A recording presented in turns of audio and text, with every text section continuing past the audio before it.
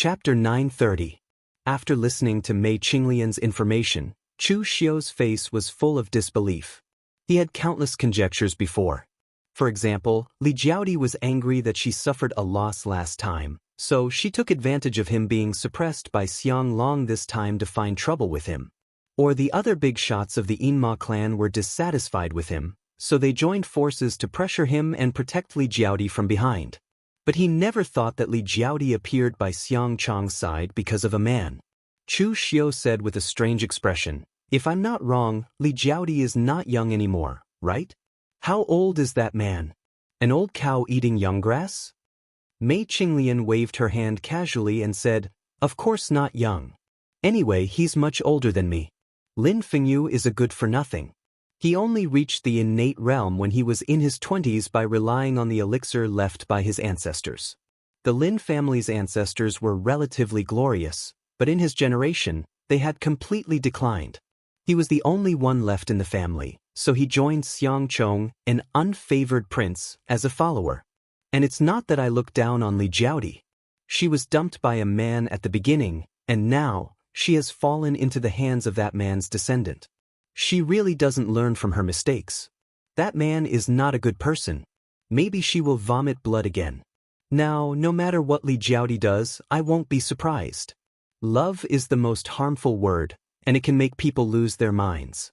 Li Jiaodi was originally very paranoid and not very smart. Now, she has completely become an idiot." Chu Xiu wondered, "How do you know that Lin Fengyu is not a good person?" Mei Qinglian sneered and said, "How do you think I got the information?" Such a detailed thing was said by Lin Fengyu himself to Xiang Chong, and it was heard by the servants of the crown prince's residence. Then they sold it to the spies of the Jianghu hall. Li Jiaodi is now deeply in love with him, but he sold Li Jiaodi in the blink of an eye. There are not many good men. Chu Xiu touched his nose and said, "Don't hurt the innocent. There is still a man in front of you." Mei Qinglian raised her eyebrows and rolled her eyes at him. "So you're saying that you're a good thing? Those who died at your hands definitely don't think so." Mei Qinglian's flirtatious look was so coquettish that even Chu Xiu fell into a trance. He asked in surprise, "Did you make a breakthrough in the great chick technique again?" Mei Qinglian raised her eyebrows and said, "My beauty is unparalleled. What does that have to do with my cultivation technique?" Chu Xiu touched his chin again. He wisely chose not to argue with Mei Qinglian on this issue. As long as she was a woman, she would always be confident in her own appearance. Men were very open-minded about this.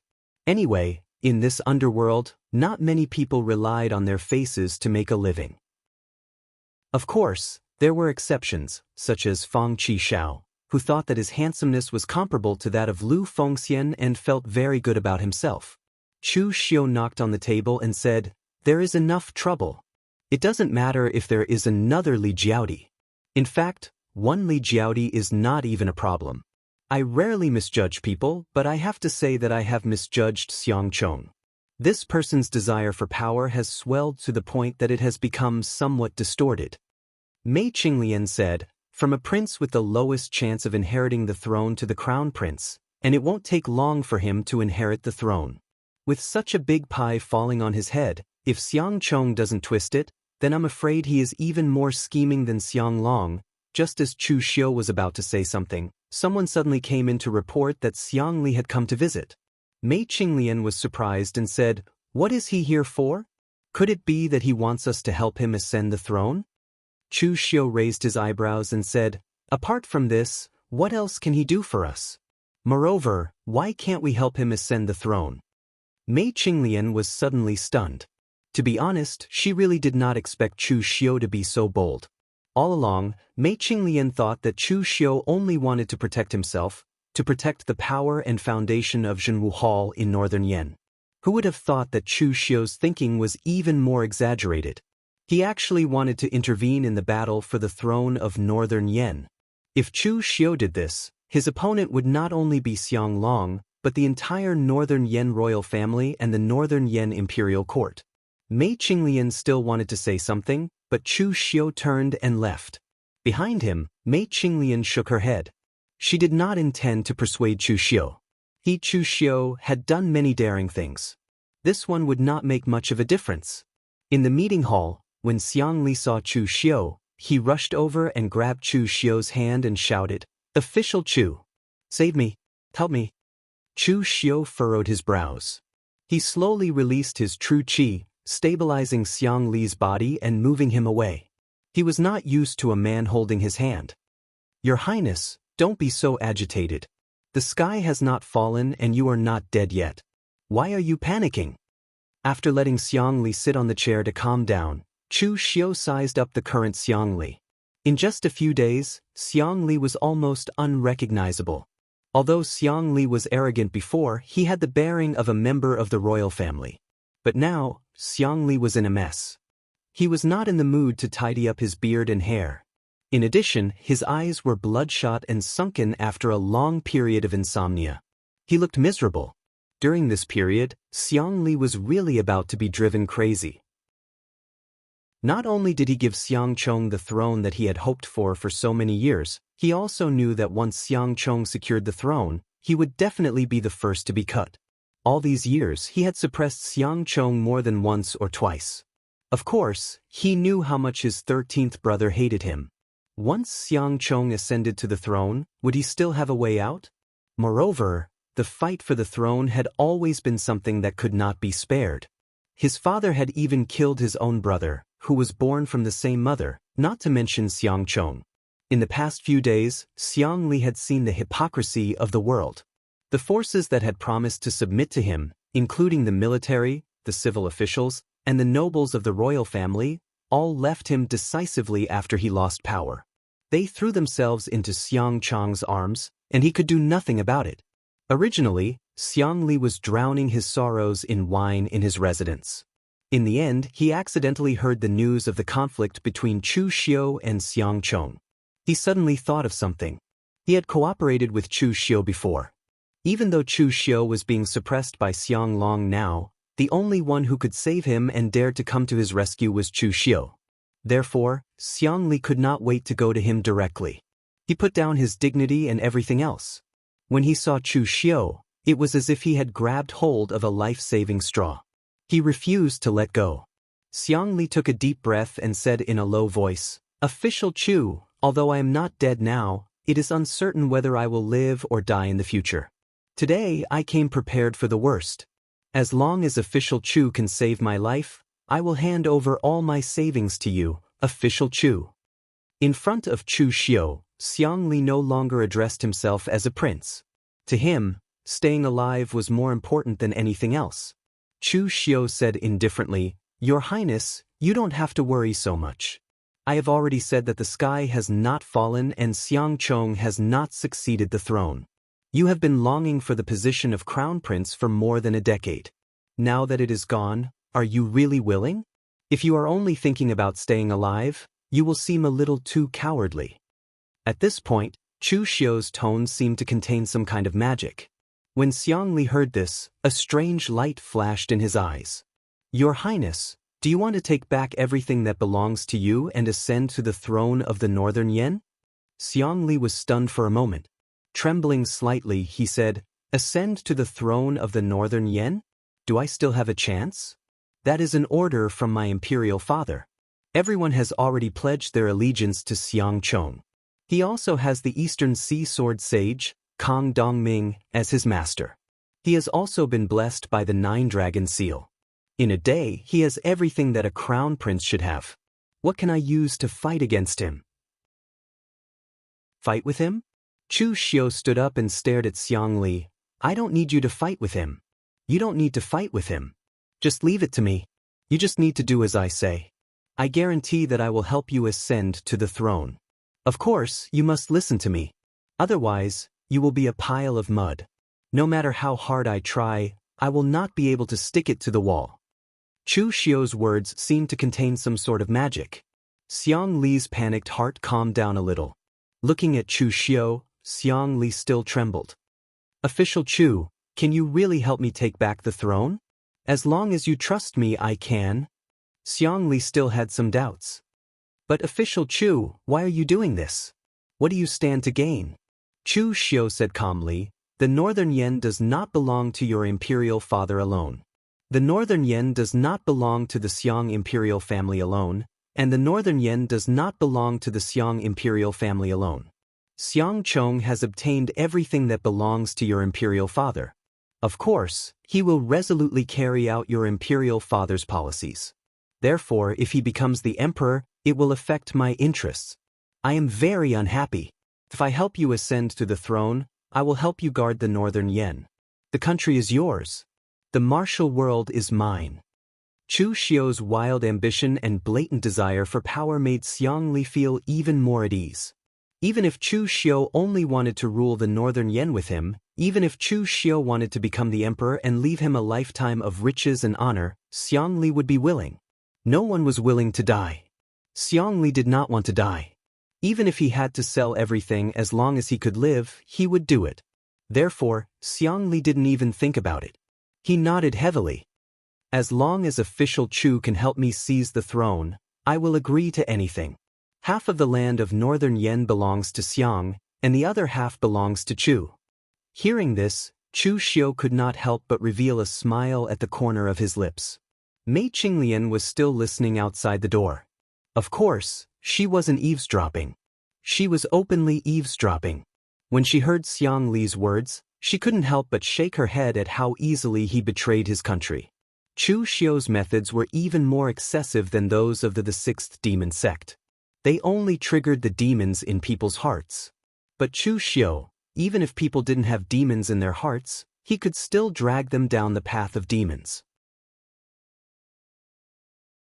Chapter 931. Xiang Li came at the right time. Even if he didn't come, Chu Xiu would come looking for him. Xiang Long's plan was to suppress the subduing martial hall. Xiang Chong, as his successor, had parted with Chu Xiu on bad terms today. He would definitely carry out Xiang Long's policy. It was unrealistic for Chu Xiu to overthrow the Xiang royal family and become the emperor. Therefore, the solution lay with Xiang Li. Knocking on the table, Chu Xiu said in a deep voice, "Your Highness, do you remember that I once placed some people from the Yinma clan into the various departments of the Northern Yen?"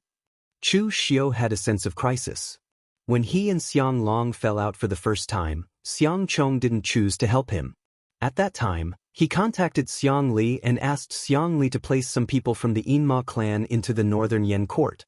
When the daggers were revealed, these people would be very useful. Xiang Li nodded and said, "I have been doing this all the time.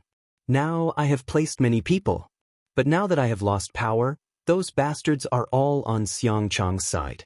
Now my power is pitifully small. I can no longer place people from the Yinma clan into the other departments of the Northern Yen." Chu Xiu waved his hand and said, "That doesn't matter. Are those people at risk of being discovered?" Xiang Li shook his head and said, "Absolutely not. Even the people who personally gave the order don't know who I placed. At that time, they were still obedient and didn't ask or inquire. Now that I have lost power, they have probably forgotten about this matter." Chu Xiu nodded and said, "If that's the case, then there is no problem. Your Highness can go back and wait." Xiang Li was stunned and said, "That's it?" Chu Xiu asked, "What else do you want to do? Can you ambush and assassinate now? Can you fight against Xiang Chong's forces?" Xiang Li laughed and said, "Of course not. He couldn't do anything with the little power in his hands. Otherwise, he wouldn't have asked for help from Chu Xiu." Chu Xiu spread his hands and said, "Since it can't be done, what else can you do besides staying there? Your Highness, you just need to go back and act. Continue acting like you are desperate. Don't let others suspect you. I believe that with your acting skills, there should be no problem." Hearing Chu Xiu say this, Xiang Li could only go back sneakily. For Xiang Li, although he was still a little nervous, he had no other choice but to trust Xiu. After Xiang Li left, Mei Qinglian walked in and said, "Xiang Qinglian, Xiu is to do." After Li had left, Mei Qinglian, "Of course. Otherwise, why would I talk so much nonsense with him?" Chu Xiu waved his hand and a cold light flashed in his eyes. He said, "They should be making their move. Xiang Long has already made his move. We cannot just sit here and wait for death.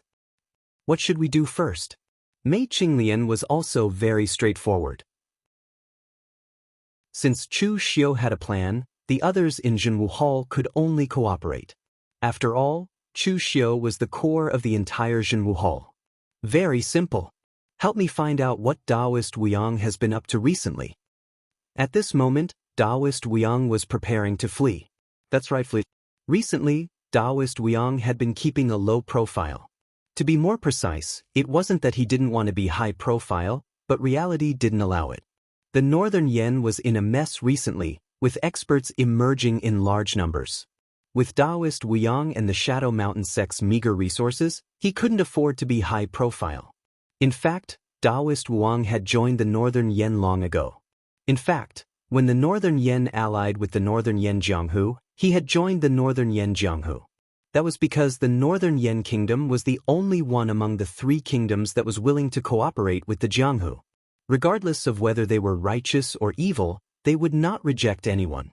Later on, when Xianglong and the Northern Yen Jianghu fell out, Taoist Wuyang still chose to follow Xianglong closely. There was only one reason. He really had nowhere else to go. The Shadow Mountain sect had offended the Kunlun Devil cult, which was equivalent to offending the Hidden Devil sect. Moreover, because of their orthodoxy, they were hated and targeted by Taoism. In the vast Jianghu, if the Shadow Mountain sect dared to directly establish their own sect, who knew when Taoism and the Hidden Devil sect would come looking for trouble with them? Therefore, when Xianglong promised that the Shadow Mountain sect could become the national religion of the Northern Yen, he had always followed Xianglong closely. Unfortunately, even though Taoist Wuyang wasn't young anymore, he was still toyed around by Xianglong. He had been tricked by Xianglong for more than 10 years. From the beginning, Xianglong's attitude towards these martial sects was to make use of them. He had never treated them as one of his own. Even if Taoist Wuyang waited his entire life, he wouldn't be able to become the national religion. It was all thanks to Chu Xiu that he could truly see Xianglong's thoughts. After the last court session, when Taoist Wuyang saw Xianglong's methods, his first reaction was that he should leave. The waters of the Northern Yen were getting murkier and murkier. There was no longer a place for the Shadow Mountain sect to stay. Of the three sects of Taoism, Buddhism, and Devil, the Shadow Mountain sect had enmity with two of them. This place was practically a hell. Moreover, Xianglong was now on the verge of death. It was still unknown what the new emperor's attitude towards him would be after he ascended to the throne. If he didn't leave now, when would he? When a disciple reported that Chu Xiu had come to visit, Taoist Wuyang was stunned. He instinctively thought that Chu Xiu had come to find trouble with him. Although he believed that he had not offended Chu Xiu during this period of time, and even when others were hitting Chu Xiu while he was down, his Shadow Mountain sect still maintained a neutral stance. However, with Chu Xiu's reputation, for him to suddenly visit them would not be a good thing. However, since Chu Xiu had come personally, he had to meet him. He could only have someone bring Chu Xiu in. Seeing the disciples of the Shadow Mountain sect busily packing up, Chu Xiu asked in surprise, "Taoist Wuyang, are you preparing to leave?" Taoist Wuyang smiled bitterly and nodded. "What can I do if I don't leave? Am I going to be hated by others if I stay here? It's better to leave on my own than to be chased away by others." Chu Xiu said indifferently, "Then, Taoist, are you willing to part with the foundation that you've worked so hard for in the Northern Yen all these years?" Actually, the Shadow Mountain sect did not have much of a foundation to speak of in the Northern Yen. After all, they had joined the Northern Yen in secret, unlike Chu Xiu's martial suppression hall, which was directly in the open. However, after so many years, the disciples of the Shadow Mountain sect had become familiar with the Northern Yen. Even Taoist Wuyang did not know where to go when they were suddenly asked to leave. Taoist Wuyang said indifferently, "So what if I can't bear to?" "Official Chu, don't tell me you can't sense the current environment in the Northern Yen? I should say that Official Chu, your troubles are the greatest. Are you not anxious, Official Chu?"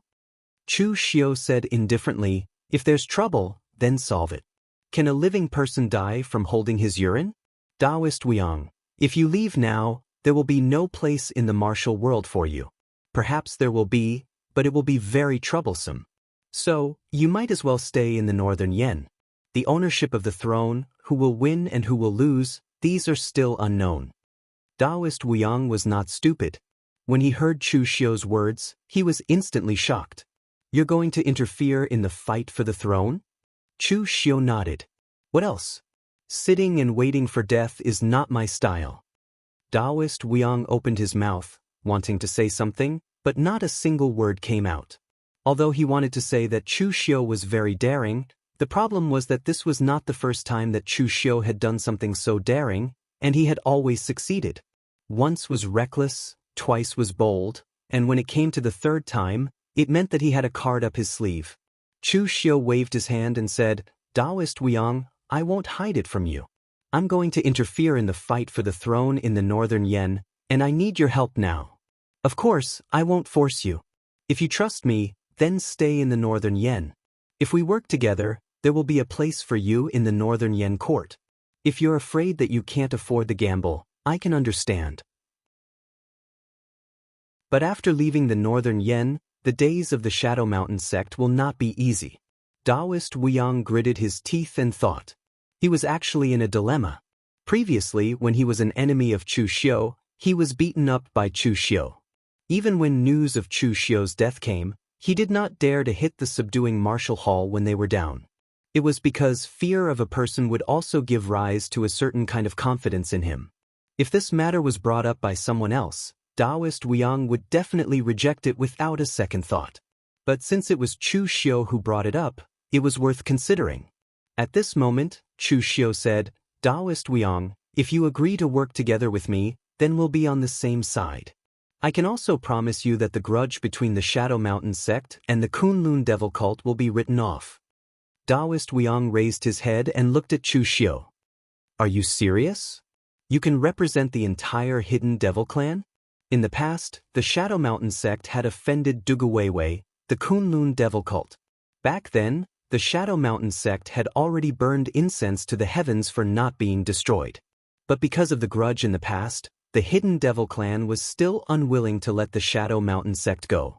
If this grudge was resolved, it could even be said that the Shadow Mountain sect had removed half of its karma. Chu Xiu said indifferently, I'm now the heir of the Hidden Devil clan. Do you think my words can represent the Hidden Devil clan? And even if there are different voices, it doesn't matter. Everywhere depends on strength. Now, in the Hidden Devil clan, the one standing behind me is Elder Wei. My clan is the strongest, so my words mean what I say. After receiving Chu Xiu's affirmation, Taoist Wuxiang gritted his teeth and said, All right then, this humble Taoist will bet on this. I hope that official Chu, you won't disappoint this humble Taoist. Chu Xiu smiled faintly and said, Taoist, don't worry. As long as it's someone who has worked with me before, there won't be any disappointment. Taoist Wuxiang did not beat around the bush. He said directly, Do you have any plans now? What should our first step be? Chu Xiu stretched out a finger and said, Of course there needs to be a plan. But it has to be done step by step. The first step is for you to join Xiang Chang's side. Everyone knows about the grudge between us. On the contrary, not many people know about the secret agreement between us.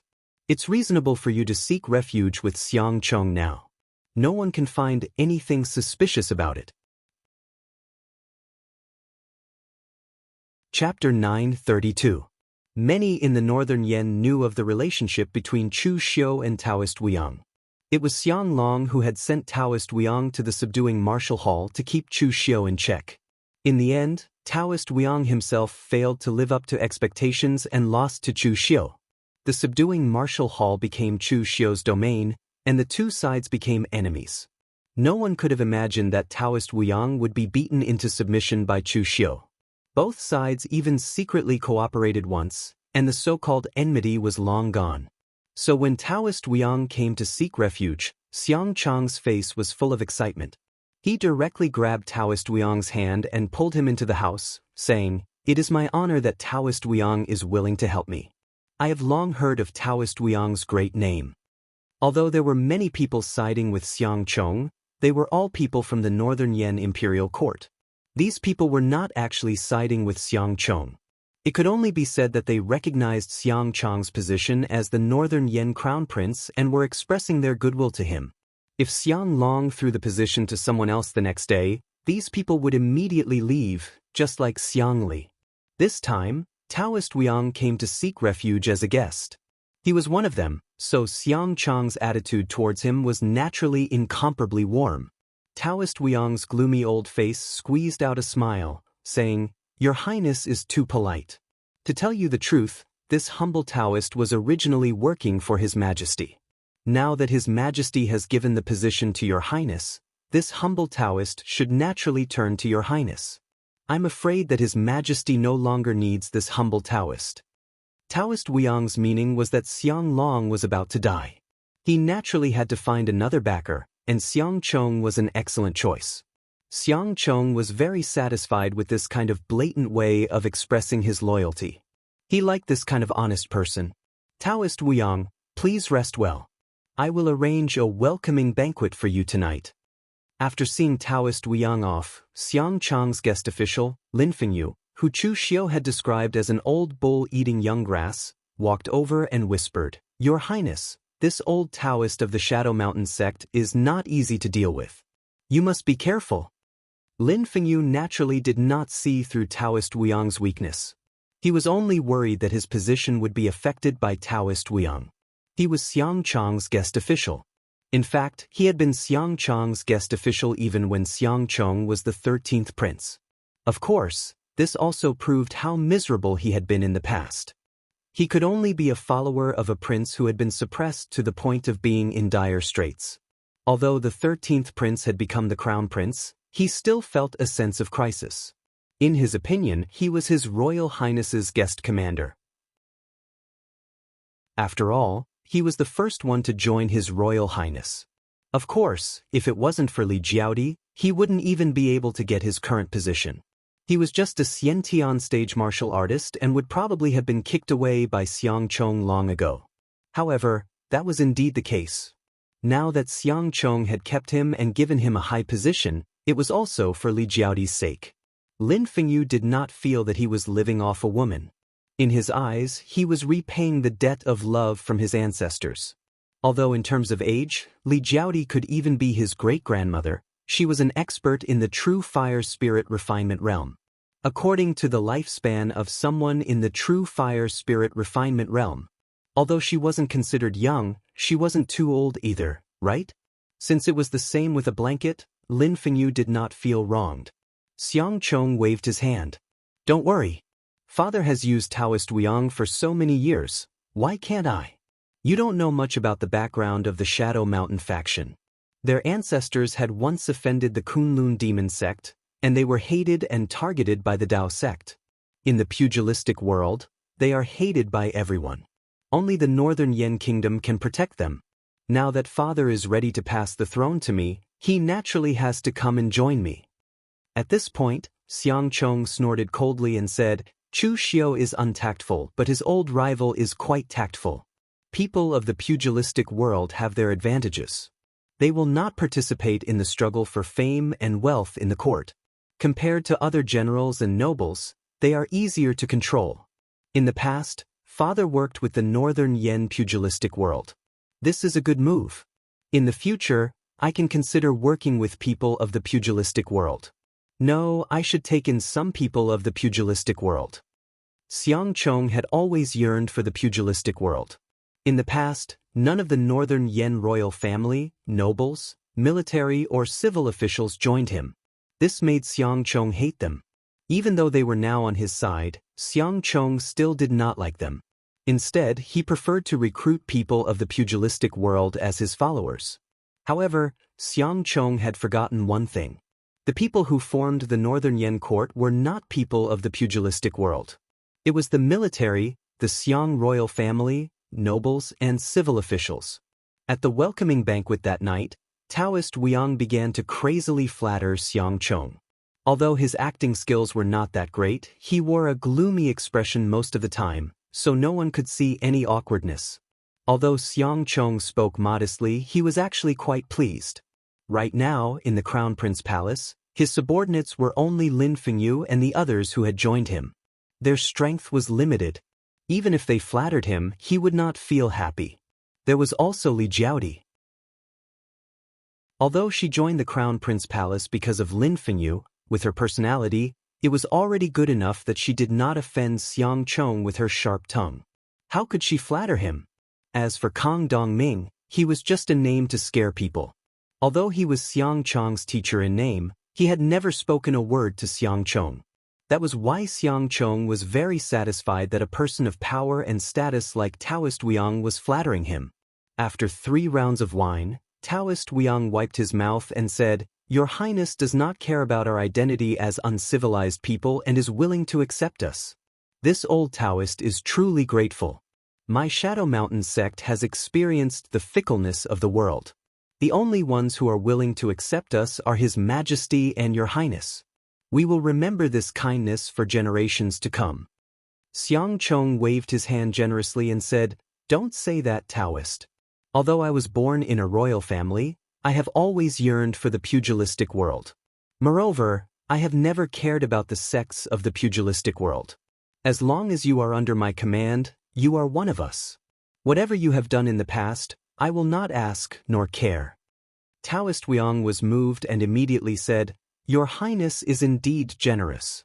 Actually, there are many people like my Shadow Mountain sect who are not accepted in the pugilistic world. Although these people are not weak, their lives in the pugilistic world are also very miserable. If Your Highness does not mind, this humble Taoist can act as a middleman for Your Highness and let them join the Crown Prince Palace. I only ask for Your Highness's protection." Xiang Chong's eyes immediately lit up. "Taoist, rest assured. Whether it is Taoism, Buddhism, or devil, as long as they are willing to join me, I will definitely treat them equally." Xiang Chong did not expect that his acceptance of Taoist Wuyang would actually have the effect of buying a horse's bones with 1,000 gold pieces. Even if these people were villains or traitors of the sect, he did not care. As long as they were of use to him, it was fine. A strange look appeared in Taoist Wuyang's eyes. After the banquet ended, he immediately had the disciples of the Shadow Mountain sect secretly send the news to the Suppression Martial Hall. At this moment, in the Suppression Martial Hall, Chu Xiu received the news from Taoist Wuyang and a sharp glint appeared in his eyes. Things were going very smoothly. Chu Xiu had Taoist Wuyang join Xiang Chong's ranks not to do anything to Xiang Chong at the crucial moment, but to add a few more people to Xiang Chong's side. "Didn't you, Xiang Chong, want to strengthen your forces? Didn't you want the experts of the pugilistic world to join you?" Chu Xiu was satisfied now. The Northern Yan Imperial Court had never belonged to Xiang Long or Xiang Chong alone. If Xiang Chong followed Xiang Long's plan and waited patiently for a period of time, he would naturally be able to smoothly inherit the throne. However, it was a pity that the desire for power could bring about great changes in a person. Xiang Chong had become the crown prince from a fallen prince, and he could not wait to show off. Therefore, Chu Xiu's first step was to make Xiang Chong and the Northern Yan Imperial Court, as well as all the Northern Yan forces, completely fall out with each other. With Xiang Long around, no matter how much Xiang Chong went overboard, no one could say anything. However, once Xiang Long died, could a crown prince who was not recognized by any Northern Yan authorities inherit the throne? This was hard to say. Mei Qinglian was by Chu Xiu's side, so she roughly understood Chu Xiu's plan. However, Mei Qinglian was still puzzled. Who are you going to place besides Xiang Chong? The Yinma clan won't work. Li Jiaodi is by Xiang Chong's side. If you place someone from the Yinma clan besides Xiang Chong, she will easily recognize them. People from the Blue Dragon Society won't work either. Ordinary killers from the Blue Dragon Society can work, but they are too weak. As for the 7 dragon heads, they are not unknown people, so it will be easy to find them. Chu Xiu smiled and said, "You forgot about a place. In Green Capital, there are many capable experts. Who can recognize them?" Mei Qinglian's eyes suddenly lit up. She had really forgotten about this place. Although the martial artists from Green Capital had stayed in that place for a lifetime, their strength was definitely not comparable to the martial artists of the same rank in the outside world. However, the weakest real pellet state was still real pellet state, and the weakest real fire spirit refinement state was still real fire spirit refinement state. However, Mei Qinglian then frowned and said, "What about their identities? If you only place one person beside Jin Chong, it will be fine. Just say that the other party is some hidden expert or something. However, if you place several people beside Jin Chong, but none of them have any identity at the same time, as if they came out from a crack in a stone, everyone will be suspicious.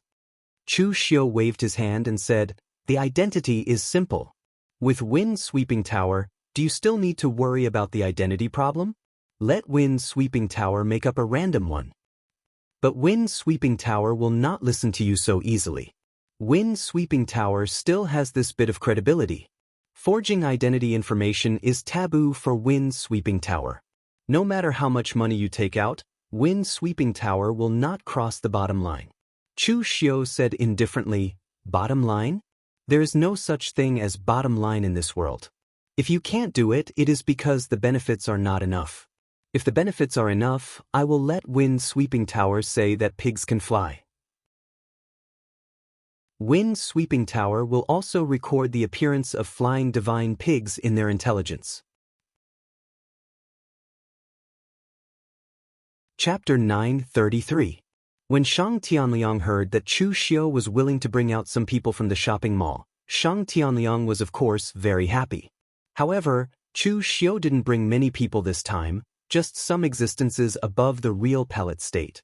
In a place like Green Capital, one's own cultivation strength was not used for fighting, but for saving one's life. Without strength, one would die. In the outside world, some people might praise you for your hard work, but in a place like Green Capital, there was no such thing as hard work at all.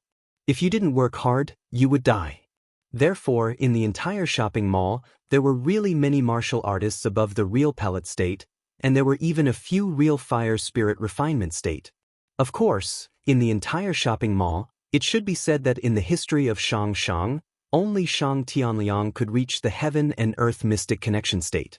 In a place like Green Capital, because it was impossible to perceive heaven and earth, the aura of heaven and earth was even thin to the extreme, so the bottleneck of the heaven and earth mystic connection state was much greater than the outside world. Shang Tianliang was able to step into the heaven and earth mystic connection state in this place because of his talent and the obsession in his heart to protect the shopping mall. This time, Chu Xiu directly brought out 2 real fire spirit refinement state martial artists and 6 real pellet state martial artists. He also gave some materials to the shopping mall to ensure that they could live a more comfortable life in an environment like Green Capital. It was enough to place these people around Jin Chong. Moreover, the more people there were, even if there were detailed identities, it would be suspicious. When returning to Northern Yen, Chu Xiu asked Shang Tianliang to leave with his people first, while he went to the wind sweeping building to find Qi Yuanli. When Qi Yuanli learned that Chu Xiu came to find him, he was still a little surprised. Others didn't know about the ups and downs of the Northern Yen Imperial Court and the pugilistic world, but the wind sweeping building definitely knew. Chu Xiu was one of the protagonists of these ups and downs. Now Chu Xiu should be in Northern Yen, scheming with Taoism and Buddhism and the Northern Yen royal family. Why did he suddenly come to the wind sweeping building? Although Qi Yuanli was puzzled, he still welcomed Chu Xiu politely. He smiled and said, "May I know why official Chu has come to my wind sweeping pavilion?" Chu Xiu didn't beat around the bush. He said directly, "Tower Master Qi, the reason why I'm here is simple. I just want to buy something." News? Identity. Chu Xiu knocked on the table and said, "I have a few people that I need wind sweeping tower to give them a new identity. I want them to go from nothing to something. I believe that wind sweeping tower should be able to do this easily." Qi Yuanli immediately refused. "Official Chu, it's not that I don't want to help you, but this kind of fake identity information has violated the bottom line of my wind sweeping tower. It's fine if we don't know all the information in the pugilistic world. After all, anemophilia isn't a god. However, even if we don't know the information, we wouldn't dare to write it, let alone fake an identity." Chu Xiu said, "I know that this matter puts wind sweeping tower in a difficult position, so I'm not asking for your things for free. I also have a piece of information for you. It's a deal." Qi Yuanli said, "Official Chu, this is a matter of the bottom line. You can exchange any information." Before he could finish, Chu Xiu said, "What if this information is about the ancient sects during the Great Ancient Calamity?" The moment he said this, Qi Yuanli immediately swallowed back his evasive words. He immediately stood up and said, "Sir Chu, please wait a moment. I can't make the decision on this matter. I need to consult the Tower Master." After saying that, Qi Yuanli left while Chu Xiu drank his tea leisurely. Just as he thought, Wind Sweeping Tower had no bottom line. It was the same for everyone. The so-called bottom line was a joke. It was only because the benefits were not attractive enough. After a while, Fang Fifan came into the house. He cupped his hands and bowed to Chu Xiu. He said in a deep voice, "Official Chu, do you really know the whereabouts of those sects during the Great Ancient Calamity?" Wind Sweeping Tower was the top existence in the world. They didn't pursue power and influence. On the contrary, they pursued collecting all the information in the world. It could even be said that Wind Sweeping Towers and Nemophilia enjoyed the pleasure of being the only one sober when everyone else was drunk. Just like many sects in the underworld, Wind Sweeping Tower knew a lot about the Great Ancient Calamity, but not much. Although they could vaguely deduce some things by combining all the information and clues, they did not have any direct evidence to prove it. What Chu Xiu said was indeed very attractive to Wind Sweeping Tower. Chu Xiu didn't keep them in suspense. He directly told Wind Sweeping Tower all the information. There were too many people who saw this. Subodhi Zen Temple and Great Light Temple both knew about it. There was nothing to hide. Chu Xiu wasn't afraid that Wind Sweeping Tower would not help him after knowing the news. Wind Sweeping Tower could survive until now because they were indeed very trustworthy. They almost didn't offend anyone. The pugilistic world needed a place like Wind Sweeping Tower to provide them with information at all times. Therefore, almost no one would take action against a force like Wind Sweeping Tower. Of course, this was on the premise that Wind Sweeping Tower knew how to behave. The price of provoking Chu Xiu was not something Wind Sweeping Tower could afford. After listening to Chu Xiu, Fang Fifan let out a long sigh. The Daluotian, the ancient sect, still existed. This news could be said to be shocking. At least, even if Fang Fifan knew about it, he wouldn't dare to casually say it.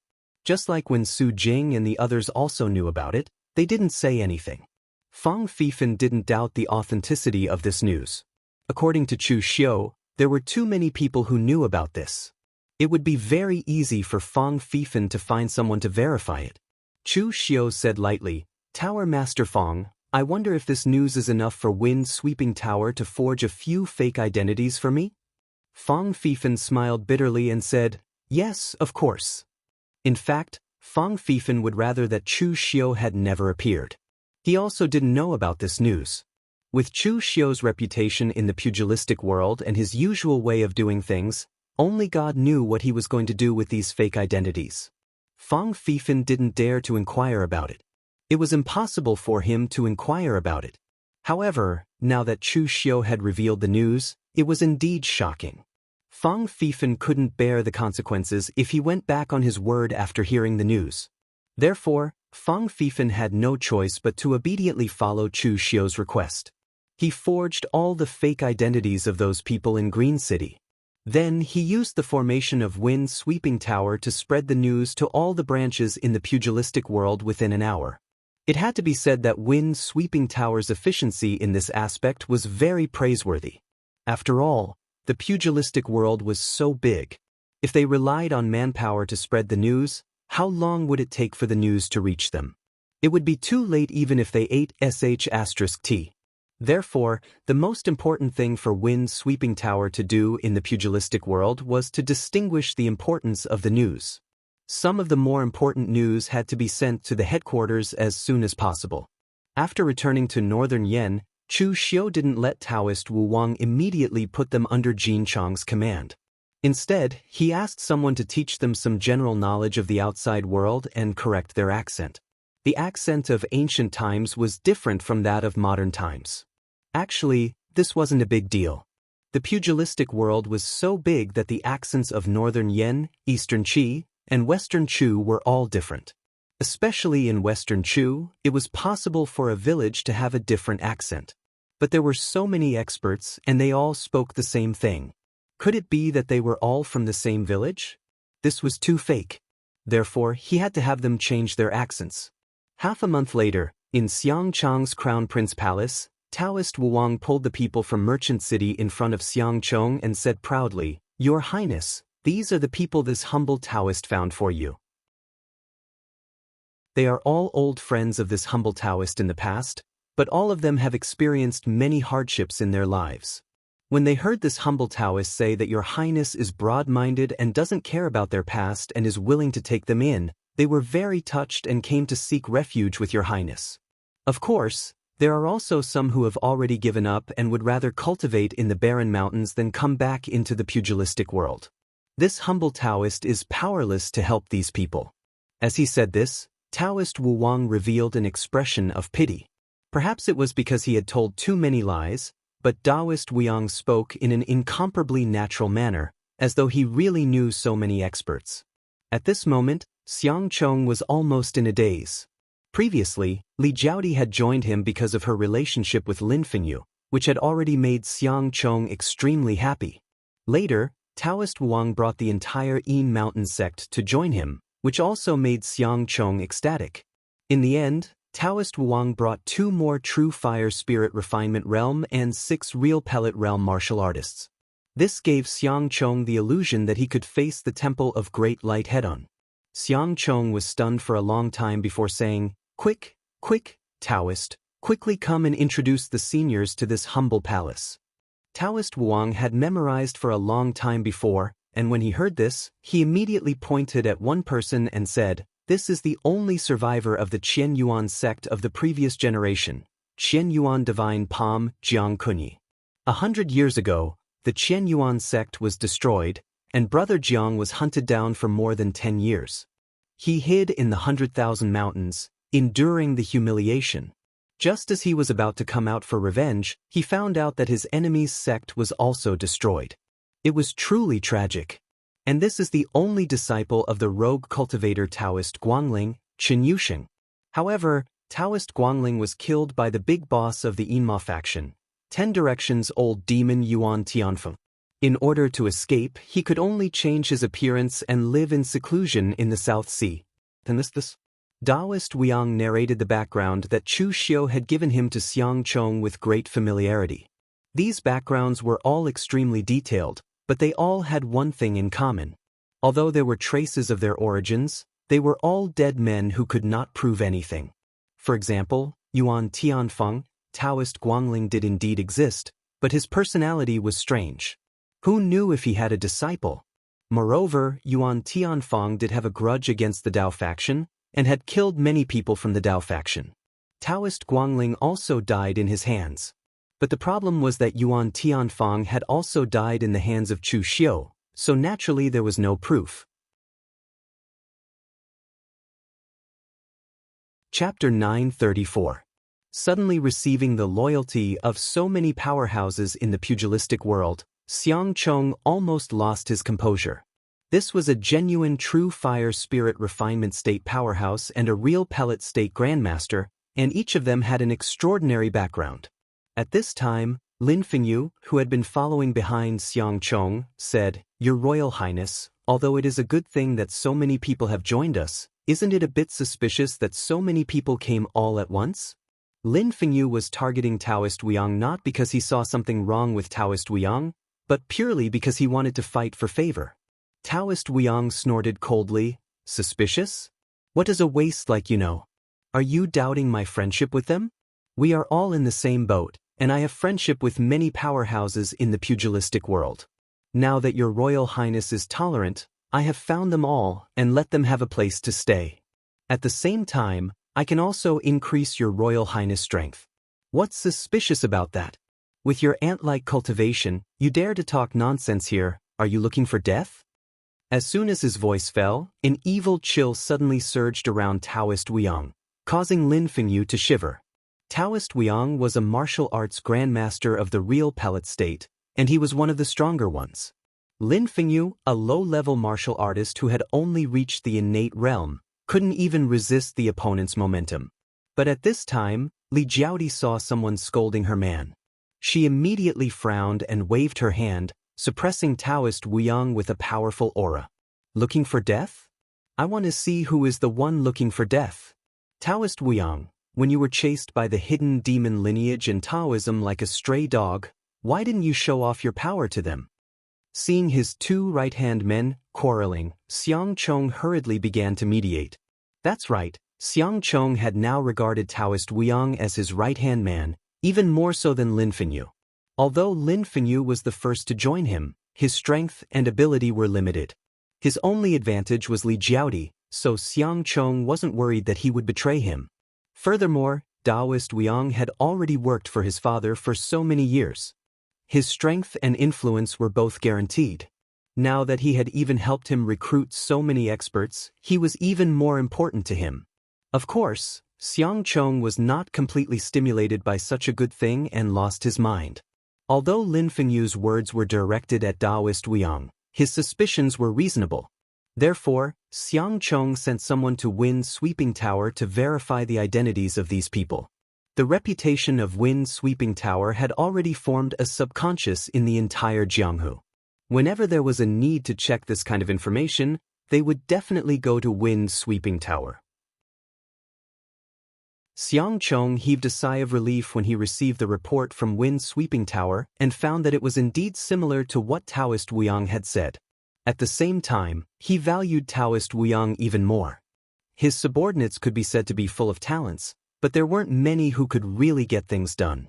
Although Lin Fenyu could be considered a loyal person, his insight and knowledge were limited. Even with Li Jiaodi's support, he couldn't achieve much. As for that cheap master of Kong Dongming, he had a reputation and strength, but for the time being, he could only be used to scare people. He was similarly useless. As such, Xiang Chong also discovered that the truly capable and powerful person under him was Taoist Wuyang. If he didn't value him, who else could he value? However, at this moment, Xiang Chong did not know that Taoist Wuyang, whom he valued, was in a secret stronghold of subduing Martial Hall, reporting to Chu Xiu all the details of his subordinates. Chu Xiu knocked on the table and said lightly, "If that's the case, does Xiang Chong value you very much?" Taoist Wuyang said mockingly, "There isn't a single useful person under Xiang Chong's command. If he doesn't value me, who else could he value?" Actually, Taoist Wuyang had the chance to betray Xiang Chong. He wasn't Chu Xiu's subordinate. They were just cooperating. If he told Xiang Chong about Chu Xiu's plan to send him undercover, he would definitely be seen as a benefactor by Xiang Chong. However, Taoist Wuyang didn't choose to do so because he was a little afraid of Chu Xiu. This was not because he was afraid of being beaten by Chu Xiu, but because he realized that Chu Xiu had too many trump cards. In this Jianghu, there was probably no one who could truly see how many trump cards Chu Xiu had. This time, Chu Xiu had brought out 2 real fire spirit refinement state and 6 real pellet state martial artists. This strength was enough to become a first-class sect in the outside world. However, if these people didn't have fake identities, Taoist Wuyang wouldn't even recognize a single one of them. This was a little terrifying. Although Taoist Wuyang always felt that these people were a little strange, their strength was there for all to see. God knew if Chu Xiu had other trump cards. Therefore, the thought of betrayal only appeared in Taoist Wuyang's mind for a moment before it was completely thrown to the bottom of the valley. Anyway, it seemed that Chu Xiu had a higher chance of winning, at least in his opinion. "Official Chu, right now, I'm enough for Xiang Chong to pay attention to me. The people you sent have also become the core force that Xiang Chong relies on. What should I do next?" Chu Xiu sent such a strong force to Xiang Chong. Taoist Wuyang didn't believe that Chu Xiu was just increasing Xiang Chong's strength and stabilizing his position. Chu Xiu said in a deep voice, "It's very simple. Next, you just need to encourage Xiang Chong to gather the power in his hands." "Power? What kind of power?" Chu Xiu squinted his eyes and said, "Of course it's the power that he hasn't controlled before, such as the military, the 5 armies of the state, or the royal service hall, etc. You just need to encourage Xiang Chong to let him place the people I sent into these departments, then suppress the dissidents and fight for power. Do I still need to teach this kind of thing?" Taoist Wuyang raised his eyebrows and subconsciously felt a chill in his heart. Chu Xiu's move seemed to be to increase Xiang Chong's power, but it was actually very insidious. It was obviously to ruin Xiang Chong's reputation. Xiang Chong was not the emperor yet. Even if he did become the emperor of the Northern Yen, such wanton plundering of the power of the various departments of the Northern Yen would arouse disgust and even enmity. For example, the 5 armies of the state were the private property of the big shots in the military.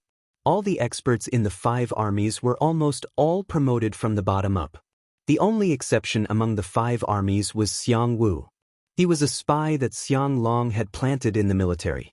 But Xiang Wu was able to sit firmly in the position of the Westling Army's general because of his own strength. Secondly, although he was a member of the Northern Yen royal family, he actually grew up in the Jianghu. Even though he was promoted by Xiang Long, Xiang Wu and the Northern Yen royal family were actually not on good terms, so the 5 armies of the state did not ostracize him too much.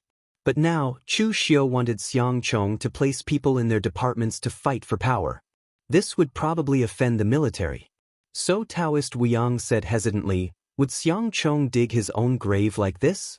Lord Chu, forgive me for speaking bluntly, but I've been by Xiang Chong's side for a period of time. Although this person's temperament and ability aren't very high, he's not too stupid either. He should know the consequences of such a matter. Chu Xiu waved his hand and said, of course he knows, but he will still do it. You should know what Xiang Chong was like in the early years. None of those big shots in the military chose to side with him or help him. Instead, they all went to Xiang Li's side.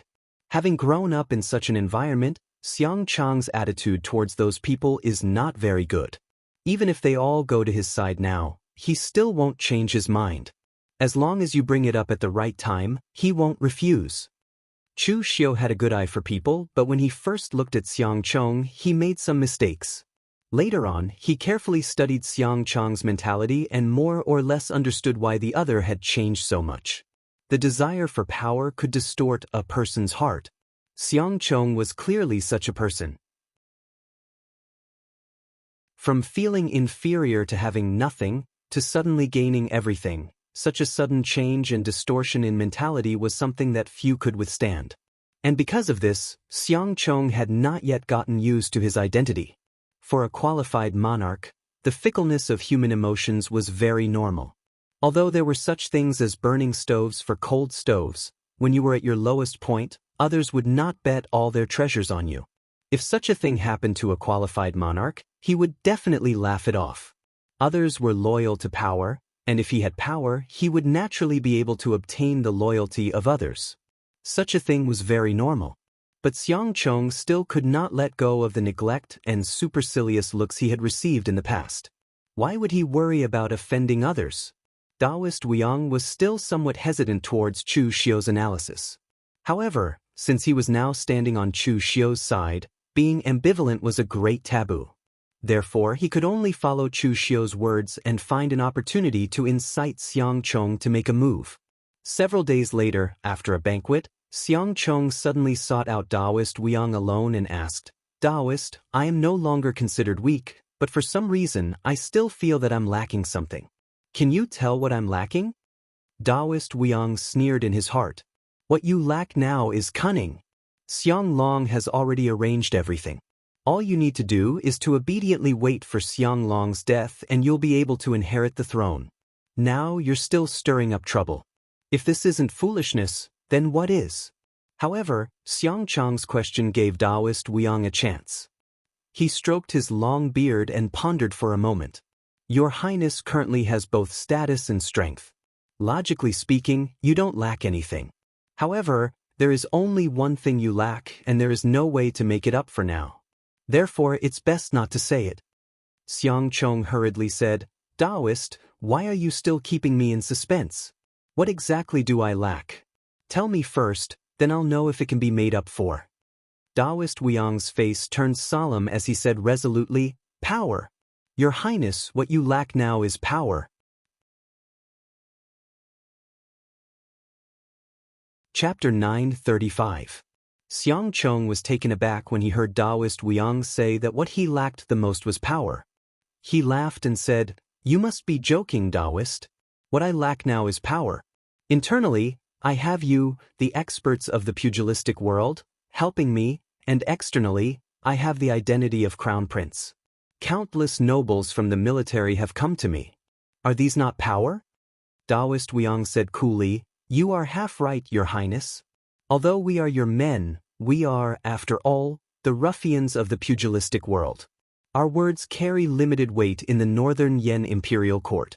As for those from the military or the Imperial Sinecure Hall, although they are nominally loyal to Your Highness, if you go to the 5 great armies and see if you can mobilize the lowest-ranking officer, you can't even mobilize the lowest-ranking officer. Your Highness, you call this power? Your power is not power, it is just the face that those people are giving you." The smile on Xiang Chong's face gradually disappeared as he listened to Taoist Wuxiang's words. That's right, this power did not belong to him. Or, it should be said that it had never belonged to him.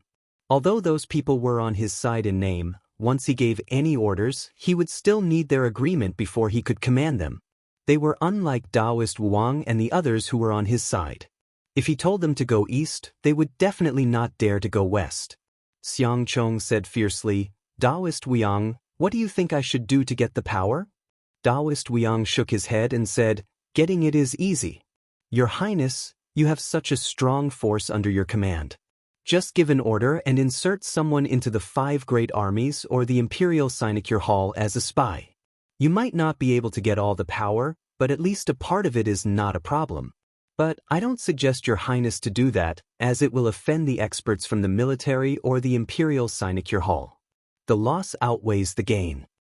It would have been better if Taoist Wuxiang did not advise him, but his advice only made Xiang Chong even angrier.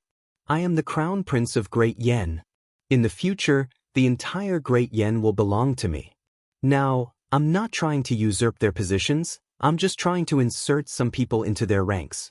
Yet they are so unwilling. Does the Great Yen belong to us, Xiang clan, or them?" Taoist Wuxiang sneered in his mind. Of course, the Northern Yen belongs to Xiang clan, at least for now. But if there's no one else, do you think that the Xiang family alone can support the entire Northern Yen? Unfortunately, Xiang Chong had not thought of this point. The more Taoist Wuxiang persuaded him, the more determined Xiang Chong became. He placed all the merchant city warriors sent by Chu Xiu into the 5 armies of the state and the Imperial Consecrator Hall. The merchant city martial artists that Chu Xiu had brought with him were not idiots. In fact, martial artists who grew up in a place like Green City had spent their lives fighting. Although they had not come into contact with the intrigues of the outside world, it did not mean that they did not know these things. However, Chu Xiu had already given them instructions. There was no need for them to have any scruples, and there was no need for them to care about the power struggle. They could just go as far as they could. They had to put on an appearance of insatiable greed and crazily fight for power. The more they offended these people, the better. Most things were difficult to do well, but it was very easy to do bad things. In less than half a month, the merchant city martial artists had already made the 5 armies of the state and the Imperial Consecrator Hall full of complaints. Of the 2 true fire spirit refinement state martial artists, one was thrown into the Imperial Consecrator Hall by Xiang Chong, and the other was placed in the Dongshan army in the Northern Palace. As for the 6 real pellet state martial artists, there was one from the Imperial Consecrator Hall, and one from each of the 5 armies of the state. The more they went overboard, in Xiang Chong's view, the more they did their best for him, and the more satisfied he was. In the cool breeze of Yanjing City, Chu Xiu sat in the corner by the window and drank tea, listening to Mei Qinglian's report on the various situations in Yanjing City during this time. Of course, it was mainly about Xiang Chong. Although the Cool Breeze Inn was a restaurant, its wine was not the most famous. Instead, it was a variety of dishes that were very good, especially the vegetarian dishes. It was said that the chef used to be a cook in the kitchen of the Great Light Temple. Of course, Chu Xiu had never seen the monks of the Great Light Temple in this place. Thinking about it, it was normal. Those monks had been eating vegetarian in the Great Light Temple for a lifetime. It was sad that they still had to eat this when they finally came out. Next to Chu Xiu, Tanya ordered a lot of things and ate there. He didn't even listen carefully to the conversation between Mei Qinglian and Chu Xiu. The people who played tricks had dirty hearts. Official Chu's heart was probably dirty. Xiang Chong, that kid, would definitely vomit blood because of the scheme. There was nothing good to listen to. If he listened too much, it would affect his appetite. After listening to Mei Qinglian, Chu Xiu knocked on the table and said, Xiang Chong actually didn't have the slightest doubt? It seems that I overestimated him this time. Mei Qinglian sneered and said, that kid was just a fallen prince. Although he was doted on by Xiang Long, his status was different. Xiang Long didn't have time to teach him those tricks. How good can he be? Look at the people around him. They are all like Lin Fengyu. They can't do anything right. Even Li Jiaoti's mind is not clear. The only person who can be considered to have some tricks is the spy you sent. It would be strange if he could see that something was wrong. Chu Xiu raised his teacup and shook his head. He said, what spy? That sounds bad. It's called undercover. Tanya raised his head from the pile of food and said, it's the same meaning. Before Chu Xiu could reply, Xiang Wu came up from downstairs. Chu Xiu sat on the top floor of the Cool Breeze gang. With his fierce reputation, only someone like Xiang Wu would dare to let up here. Seeing Chu Xiu here, Xiang Wu casually greeted him. So you're here, Brother Chu. No wonder it's so quiet here. There are benefits to having a good reputation. You don't even need to clear the place for a meal. As he spoke, Xiang Wu naturally sat at Chu Xiu's table. He shouted downstairs, Manager, add a plate of roasted bananas. Chu Xiu raised his eyebrows and said, famous? I'm afraid it's a bad reputation. Anyway, it's not a good one. Xiang Wu ate a mouthful of food and said fiercely, what's wrong with a bad reputation? If I had a good reputation, I wouldn't be trampled on by others. Chu Xiu thought of something and said calmly, who dares to trample on Marquis Xiang's neck? Xiang Wu said gloomily, don't keep talking about how to trample on others when you are eating. It affects my appetite. Although Xiang Wu said so, when the manager sent a plate of roasted bananas, he immediately stuffed one into his mouth. After swallowing it, he snorted coldly, it's all because of Xiang Chong. Being a crown prince, he thinks he is invincible. He even dares to plant a spy in my West Hill army. If it weren't for His Majesty's face, I would have killed that spy long ago. A weak real pellet state martial artist dares to come to my territory to share power? Chu Xiu touched his chin. I seem to want to tell those martial artists in the merchant city that while fighting for power, it's best to avoid provoking Xiang Wu and the other generals of the 5 armies. These guys are not to be trifled with. For example, Xiang Wu's peak combat power is already qualified to challenge the existence of real fire spirit refinement realm, but the martial artists from the merchant city are weaker than the martial artists of the same rank. If Xiang Wu is really angry and makes a move, they may not even be able to resist 3 moves. Chu Xiu handed a cup of tea to Xiang Wu and said, I also heard about this matter. A new official has to make 3 moves, not to mention the crown prince. Of course, he wants to make some achievements. Xiang Wu sneered and said, if you want to make achievements, you have to encroach on our interests? This group of people from the Xiang family royal family is really not good. They only know how to fight for power. Chu Xiu's expression was a little strange. Is this master muddled from anger? He seems to have forgotten that he is also a member of the Xiang family. After Xiang Wu finished scolding, he reacted and stuffed another banana into his mouth gloomily. Chu Xiu asked, then what are you going to do now, Master Ho? Xiang Wu said gloomily, what else can I do? Nothing. Xiang Chong has just been appointed as the crown prince. His Majesty is already like this, and it's impossible to appoint a second one. If I find trouble with him, it is to find trouble with His Majesty. I can only endure it for now. A strange look appeared in Chu Xiu's eyes.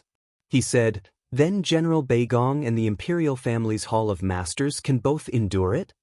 Xiang Wu said with a chuckle, don't be fooled by General Beigong's usual demeanor. Actually, his temper is even fiercer than mine. But I have to endure it even if I can't. Will he really turn hostile at a time like this? General Beigong has managed the Eastern Mountain Army for so many years. It's not something that others can pry open in a short period of time. My West Hill Army is the same. Anyway, there isn't too much danger for now. I can only endure it for now and think about it in the future. Only the imperial family's Hall of Masters. It is said that Xiang Chong is also unbearably angry. But that master usually keeps a low profile and is actually not someone who fights for power. He can't depose the crown prince, so he can only endure it. But he is Xiang Chong's imperial uncle. He went to reprimand Xiang Chong. But although Xiang Chong agreed verbally, he did not restrain his actions at all. Chu Xiu nodded inwardly. That's about enough. Once an impression was formed, it could not be changed. Through this incident, one could imagine how the military and the imperial family's Hall of Masters viewed Xiang Chong. And at present, other than Xiang Long, he would not listen to anyone else, not even his imperial uncle, Xiang Chong.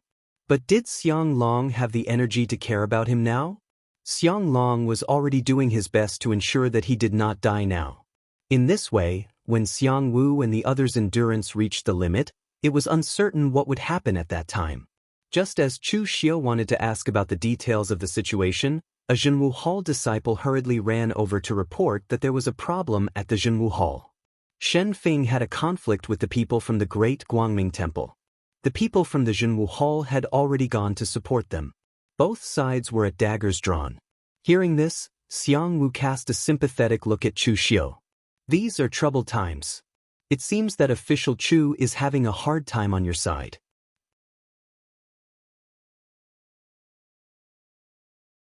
Chapter 936. Xiang Wu's sympathy made Chu Xiu a little depressed. This sudden incident directly disrupted Chu Xiu's plan. Food had to be eaten one bite at a time. Naturally, troubles had to be solved one by one. Previously, Chu Xiu's plan was to first deal with Xiang Chong and help Xiang Li ascend the throne. The Taoist and Buddhist lineages were found by Xiang Long. When the new emperor ascended the throne, Chu Xiu could naturally let the new emperor issue a decree to expel the Taoist and Buddhist lineages. Moreover, it was very simple to fall out. As long as the Northern Yan strictly ordered the people not to worship the Taoist and Buddhist lineages, the Great Light Temple and the Chunyang Dao sect could not do anything. They could control the pugilistic world, but they could not control the people of the Northern Yan unless they got rid of the Northern Yan Xiang family and replaced them with a royal family. However, who would have thought that the group of monks and Taoist priests would start to cause trouble so soon before the trouble on Xiang Chong's side was completely resolved? In fact, during this period of time, be it the Taoist and Buddhist lineages or the Jianghu Hall, these three parties were restraining themselves. Both the Taoist and Buddhist lineages focused on preaching. They tried their best to recruit talented young disciples. Chu Xiu planned to deal with Xiang Chong first. At this time, he did not want to be enemies with the Taoist and Buddhist lineages. However, the people of the Taoist, Buddhist and demon lineages did not like each other. Even if they suppressed their anger, there was no telling when the conflict would start, just like now. Chu Xiu snorted and asked Tangya to stop eating. He turned to Xiang Wu and said, "The Jianghu Hall has urgent matters to attend to. I won't accompany you." Xiang Wu nodded and said, I understand. After Chu Xiu and the others left, Xiang Wu looked at the large table in front of him that Tangya had almost finished eating. He wondered, did they pay the bill just now? In front of the giant spirit gang, Shen Feng was confronting a group of monks with a group of giant spirit gang disciples. At this time, the giant spirit gang had completely become the vassal of the subduing martial hall. Shen Feng was also Chu Xiu's #1 loyal dog, or rather, a mad dog. He would bite whoever he was told to bite. Of course, this was not because Shen Feng was truly loyal, but because he had no choice but to be loyal. He had not obtained his position properly. He had colluded with Chu Xiu to kill the previous gang leader Fang Deng. That was how he had obtained the position of gang leader. Moreover, he now relied on the resources and techniques of the Jianghu Hall to step into the real pellet state. As a result, his everything was tied to Chu Xiu or the Jianghu Hall. The interests of both sides were bound together. He couldn't betray them at all. Because of this, when facing the people from the Great Light Temple, this group of monks that he could only look up to before, he did not give in at all. Masters, no matter how powerful the Great Light Temple is, you can't be so overbearing, right? Did the Great Light Temple ever put the Jianghu Hall in your eyes when you came to my giant spirit gang to ask for him? Have you ever put official Chu in your eyes? The leader of the Great Light Temple side was a middle-aged monk named Su Ning with a kind face. He was inconspicuous among the Su generation in the Great Light Temple. Although he was not the first seat in the Vajra courtyard, he was also responsible for helping Su Yen take charge of the Vajra courtyard. He was mainly responsible for teaching the disciples who had just joined the Vajra courtyard. However, he was not teaching martial arts, but was responsible for easing the stubborn flaws in the other party's mind. After all, the Vajra Heart Sutra of the Vajra courtyard could easily make one's anger rise. Su Ning's expression did not change as he said, "Gang leader Shin, it's not that the Great Light Temple is overbearing, but that the giant spirit gang has gone too far. Just now, the Great Light Temple was about to accept the Wang family's disciple into the temple, and then you destroyed the Wang family and took away the Wang family's disciple. Isn't this targeting the Great Light Temple?" The conflict between the Great Light Temple and the giant spirit gang was very simple. The Great Light Temple could come to the northern Yen to preach, so naturally, they had to travel all over the northern Yen Jianghu to find suitable disciples. Actually, the Great Light Temple had always given the people of Jianghu a bad impression. Most people felt that the Great Light Temple was too overbearing and liked to meddle in other people's business. Therefore, this time, the Great Light Temple changed their attitude from before. They visited some of the small forces in the northern Yen and personally visited them to give pointers on the martial arts of the small forces. Of course, they also preached Buddhism at the same time, although basically no one was willing to listen to the latter. However, this also made many of the small forces lower their guard, and it really allowed the Great Light Temple to find many disciples who met their requirements. The Wang family's disciple was one of them. The Wang family was a small aristocratic family around Yanjing City, and the head of the Wang family was only in the physical invulnerability realm. Knowing that his son could become a disciple of the Great Light Temple, the head of the Wang family was very excited. He subconsciously thought that he had become someone who had a backer. His son was not even 20 years old and had not even begun to roam the Jianghu. He did not understand what it meant to become a monk in the Great Light Temple. He only knew that he seemed to have a backer who was thousands of times stronger than his father. However, to join the Great Light Temple, one still needed to undergo a series of rituals such as tonsure. The Great Light Temple was prepared to let the Wang family's disciple wait for a period of time until the Great Light Temple recruited a sufficient number of disciples, then they would undergo tonsure together. Who would have thought that after waiting for such a long time, an incident would occur? The Wang family happened to be under the control of the giant spirit gang. According to the rules of the Jianghu Hall, the Wang family had to give a portion of their monthly income to the giant spirit gang as a tribute. Now that the Wang family had a backer, they were naturally unwilling to hand over this portion of the tribute. They even had a conflict with the members of the giant spirit gang. The disciple of the Wang family was too young. In his anger, he did not hold back. He even ambushed and killed a member of the giant spirit gang. This angered Shin Feng. If the Wang family had only said that their son was about to join the Great Light Temple, the giant spirit gang would not have forcefully taken that portion of the tribute. Chu Xiu had decided to deal with Xiang Chong first, so he had already instructed the people of the Jianghu Hall to make appropriate concessions to the Taoist and Buddhist sects in some small areas. However, now that someone had died, it was a slap in the face for the giant spirit gang. It was also a slap in the face for the Jianghu Hall and Chu Xiu. Therefore, Shin Feng had ordered the extermination of the Wang family and the capture of the Wang family disciple. "Big monk, don't accuse me." The Wang family disciple killed one member of the giant spirit gang, so the giant spirit gang will exterminate his entire family. The giant spirit gang is now following official Chu. If we can swallow this kind of insult, then we will be disgracing official Chu. Su Ning put his palms together and chanted the name of Buddha. This penniless monk does not want to talk about gratitude and grudges, right and wrong. However, killing is not too much. The dozens of members of the Wang family were all exterminated in the hands of the giant spirit gang. This killing is enough, right? The dead cannot be resurrected. This penniless monk will not kill dozens of members of the giant spirit gang to avenge the Wang family. Therefore, this penniless monk only asks Chief Shen to hand over the Wang family disciple to this penniless monk. Shen Feng didn't even think about it and directly refused. Impossible. It was this kid who killed them first. If we hand over the culprit, how will the other Northern Yen pugilistic world people look at the Jianghu Hall? Moreover, the giant spirit gang exterminated the Wang family. That kid must hate the giant spirit gang to the bone. How can I let this kid go and find trouble for myself in the future? Su Ning sighed and said, since this is the case, then there is no other way. Chief Shen does not want to hand over the person, so this penniless monk can only take him by force. As Su Ning's voice fell, the fierce and violent golden gang chi around his body suddenly erupted.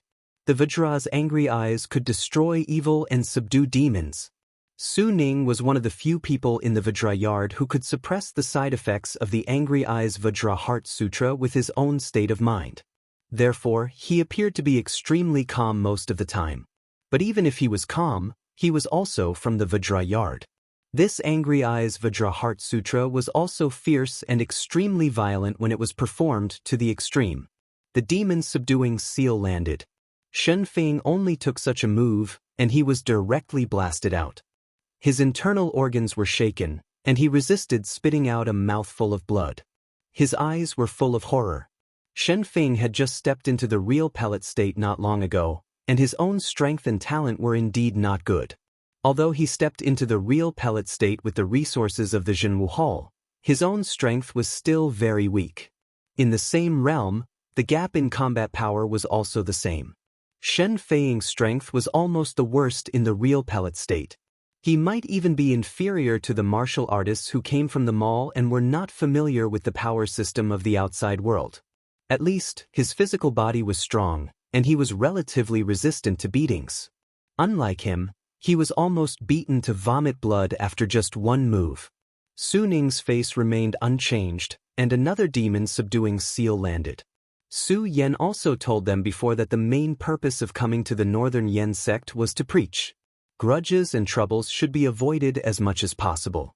Therefore, he didn't make a ruthless move this time. He just wanted to temporarily abolish Shen Feng's combat power, save him, and leave. However, at this moment, a violent gust of wind suddenly exploded. The power was so strong that it caused Su Ning's expression to change abruptly. The demon-subduing seal abruptly changed its direction and blasted to the side. There was a loud explosion, and a burst of aura fluctuations burst out. Su Ning suddenly felt a huge force hitting his body. The golden Buddha aura around his body flourished, resisting this force, but he was still blasted back a few steps. When the smoke and dust dissipated, Yen Bugue stood there with a giant sword in his hand, expressionless. However, the ground where the two of them collided just now had a huge pit. Shen Feng hurriedly said, Master Yen came at the right time. Without Master Yan's timely rescue, I'm afraid our giant spirit gang can't stop these monks. Yen Bugue just glanced at Shen Feng and didn't even say a word. Shen Feng also knew the character of official Chu's confidant. The other party was not good with words, but it didn't matter as long as he knew how to fight. On the other hand, Su Ning frowned and thought, this is troublesome. Yen Bugue's name was not well known in the underworld, but in the Northern Yen sect, especially those who paid attention to the Jianghu Hall, everyone knew him. Chu Xiu dug out his confidant from the wilderness. He was powerful, ruthless, and quiet. He was definitely a difficult character to deal with. Chapter 937.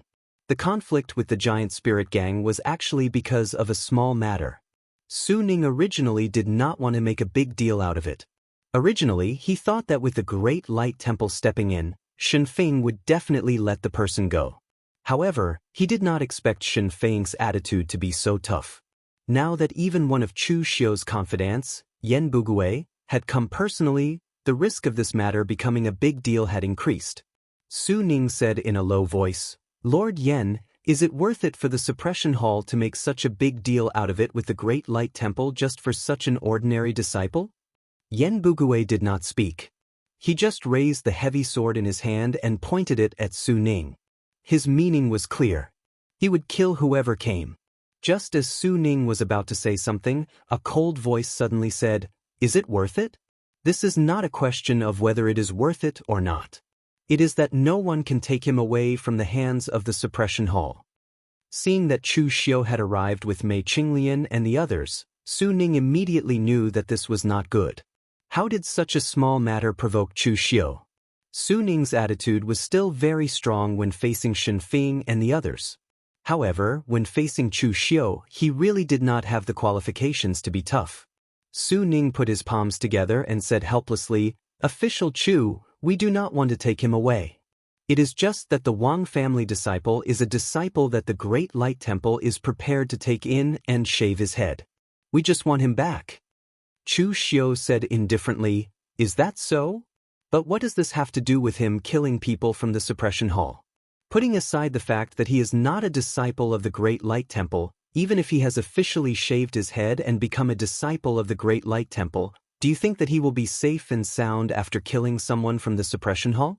The people from the Great Light Temple think too highly of themselves." Su Ning's expression suddenly changed. Chu Xiu's words were somewhat like a slap in the face. At that moment, another group of monks walked over from afar. Su Yen led 2 old monks from the Temple of Great Light over with a grim expression. Su Yen could not be blamed for being anxious. This matter had happened too suddenly. He had not expected that his side would have a conflict with Chu Xiu so quickly. He had already heard about Su Ning's punishment from some of the disciples who had come to inform him. Su Ning's punishment was not wrong. The Great Temple of Light had already decided to take in the Wang clan's disciple. This matter had already been publicized by the Wang clan's clan leader. In the end, not only had the Wang family been annihilated, but if they had not gotten their people back, they would have lost face for the Great Guangming Temple.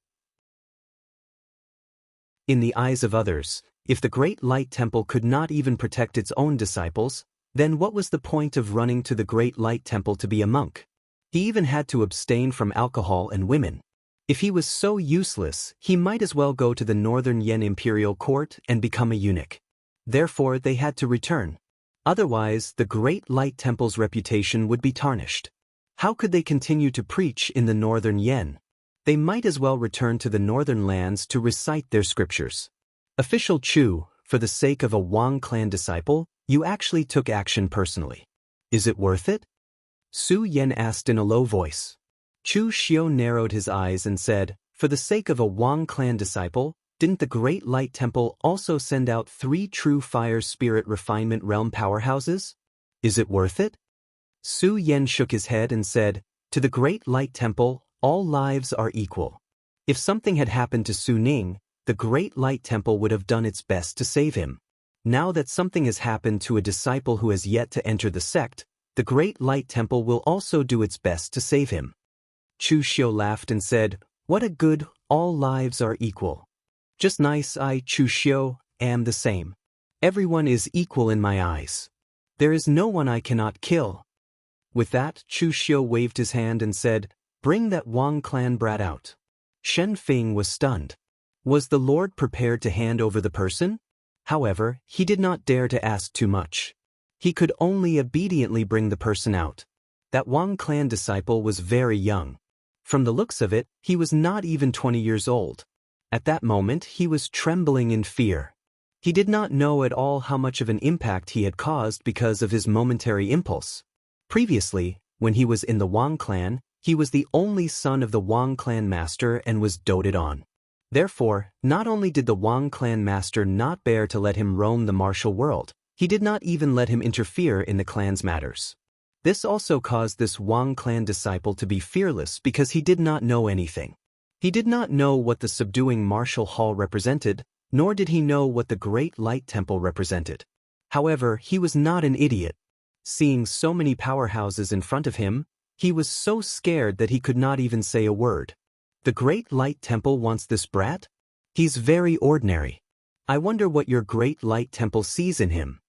A cold smile appeared on Chu Xiu's face as he said, "A life for a life, and a debt must be repaid. This has been a rule since ancient times. Even your great light temple cannot change it. Don't you want the person? Fine, I'll give the person to you, but I'll take his life back. It was not Su Yan's first time dealing with Chu Xiu. Looking at Chu Xiu's expression, he knew that something was going to happen. However, before he could speak, Chu Xiu snapped his fingers. In that instant, there was a slight fluctuation in the essence qi between heaven and earth. However, it was this slight fluctuation that affected the Wang clan disciple's heart, causing it to beat violently. It was this one beat that instantly shattered the Wang clan disciple's heart meridian, and he lost all signs of life in an instant. Seeing that the person he wanted was killed in front of him, Su Yan roared angrily, "Chu Xiu! A life for a life, and a debt must be repaid? Your subordinates have already annihilated the entire Wang clan. Is it not enough to pay with their lives?" Chu Xiu spread his hands and said, "Is that so? Sorry, I really forgot to ask about this. However, the result is the same. The lives of my Jianghu Hall people are more valuable, can't they?" Chu Xiu's appearance could simply make people vomit blood. Su Yan couldn't stand it even if he had a good temper.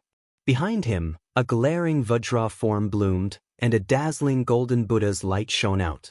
With a palm to subdue the demon, it blasted toward Chu Xiu with the power to shatter mountains and split the earth. Su Yan, in existence who had just stepped into the true fire spirit refinement state not long ago, Chu Xiu didn't take him seriously at all. When the other party was in the real pellet state, he didn't take him seriously. Now that he had stepped into the true fire spirit refinement state, Chu Xiu didn't take him seriously either. Taking a step forward, Chu Xiu's body was burning with inner force and true fire. He punched out, and the mountain and sea fist scripture carried a majestic might as it met the palm of the glaring Vajra. Chu Xiu's punch was very similar to Emperor Qin Qing's. Wherever the fist passed, mountains would shatter and the earth would crack. It was invincible. That powerful force caused Su Yan's expression to change. A crack appeared on the glaring Vajra form behind him under this punch, and the Buddha's light instantly dimmed.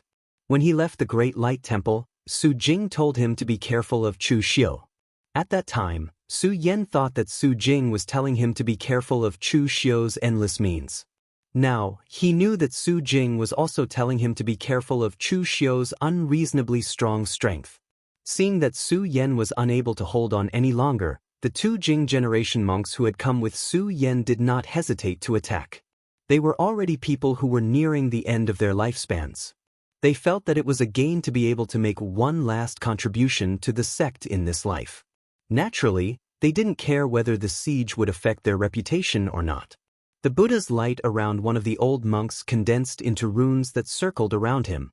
As he pointed out the runes one by one, the Buddha's light runes turned into a matrix that enveloped Chu Xiu. If someone were to look from above, they would notice that the matrix was like a Buddha's lotus that was constantly blooming. Chu Xiu was in the center of the Buddha's lotus, and he was being suppressed by the endless Buddha's light. The other old monk was shrouded in an extreme Buddha's light. He chanted the name of Buddha, but it was not Amitabha. Instead, it was the Namo unbreakable Vajra Buddha. The golden Buddha's light seemed to have dyed his entire person into a golden Buddha. As his palm landed, everywhere it passed by, even the vital qi of the universe began to crumble. It was just a simple palm, but it contained the most extreme power of Buddha's light. Among the old monks from the Great Light Temple, those who could survive until the end all had some tricks up their sleeves. All of them had trump cards that they could bring out. However, when Chu Xiu saw this scene, he snorted coldly. "Do you really think that Buddha's light can suppress evil and slay demons? You guys have been practicing Buddhism all your lives, but I'm afraid you guys don't even know what Buddha is." As Chu Xiu's voice landed, his entire body also bloomed with a brilliant and magnificent Buddha's light. Amidst the scorching Buddha's light, Mahavajra descended.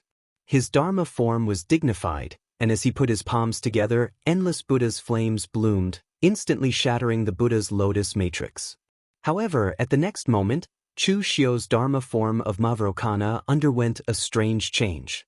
The dignified Dharma form became angry and evil, and a black dot appeared between Mahavajra's eyebrows. The black dot spread out like ink, and at the next moment, Mavarokana had already turned into the Mahakala demon god, whose entire body was emitting apocalyptic flames. The extreme of light was darkness, and Mavarokana was Mahakala.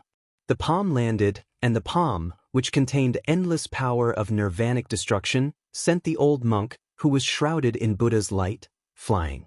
The extremely domineering power of nirvanic destruction continued to corrode the Buddha's light, and the Buddha's light around the old monk began to shatter like a shattered armor. It fell to the ground, and even corroded a large pit in the ground. Chu Xiu took a step forward and said coldly, "Buddha? In my territory, even Buddhas have to abide by the rules. Su Yan, from the first day you stepped into Yanjing City, you should have known that this day would come." Su Yan's face turned pale, and he was about to join the other two Jing cohort monks in attacking when a faint aura came from afar. Chu Xiu and Su Yan looked in that direction at the same time, and they both frowned. It was Shi Yunzi from the Chunyang Dao sect. Shi Yunzi merely watched from afar and did not come over. When he sensed Chu Xiu and Su Yan looking over, Shi Yunzi even waved at them, indicating that they could ignore him and continue. Seeing this, Su Yan snorted coldly, turned around, and left with his people. Chu Xiu's eyes flickered with uncertainty, but he did not continue to cause trouble for the Great Light Temple.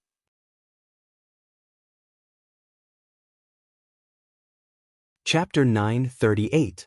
The biggest problem with the three lineages of Taoism, Buddhism, and Diabolism all gathered in one place was that no matter which side started the battle first, the last to benefit would be the side that won. Therefore, after seeing Shi Yunzi, Su Yan chose to leave directly. The disciple of the Wang family had already been killed. It would be useless for him to take action again except to vent his anger. It was the same for Chu Xiu. He still had a lot of troubles to deal with. How could he have the leisure to fight to the death with the people from the great Guangming Temple? Because of the existence of the Chunyang Dao sect, the two sides could not fight for the time being. They each took a step back and could only stop for the time being. After causing such a big mess, Shen Feng was still a little perturbed. He did not know if it was right for him to do so. Chu Xiu comforted Shen Feng. He was so tough, but he did not lose the face of the Jianghu Hall. What was wrong with it? However, this matter was still a problem. It seemed that he had to modify his plan. Previously, Chu Xiu was ready to deal with Xiang Chong first, and then deal with the Taoist and Buddhist lineages. Now, Xiang Chong's layout was almost done. He just had to wait for Xiang Long to die. However, the problem was that Xiang Long was still stubbornly holding on. No one knew when he would die. It was impossible for Chu Xiu to assassinate Xiang Long now, so he had to continue to wait. However, during this period of waiting, it was obvious that the Taoist and Buddhist lineages were not so easy to deal with. Even if he did not provoke them, some accidents would still happen. This was the real problem. After returning to the Jianghu Hall, Chu Xiu had been thinking about this matter. In the end, before he could come up with a suitable solution, the Jianghu Hall was competing with the Chunyang Dao sect again. The reason was also the Jianghu forces of the Northern Yan. In the past, the Jianghu Hall ruled the Northern Yan martial arts world, or it could be said to suppress them.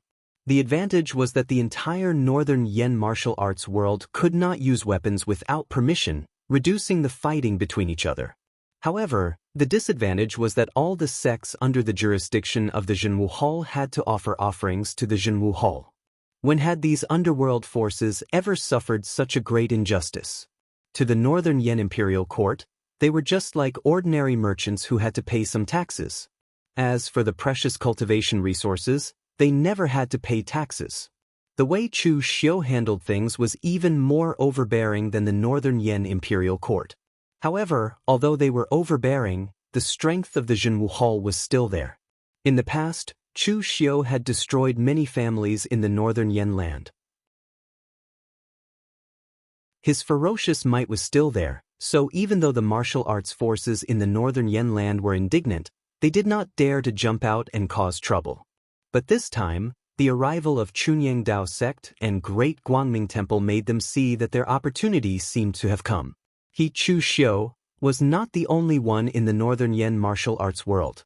Although the Wang family was destroyed by the giant spirit gang, It also let others see that at least the Great Guangming Temple and Chunyang Dao sect dared to challenge the Jianghu Hall in the northern Yanland.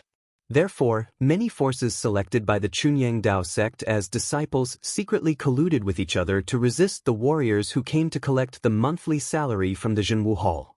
Moreover, they also learned from the previous lesson of the Wang family being destroyed. They even informed the Chunyang Dao sect in advance to come and directly confront the Jianghu Hall.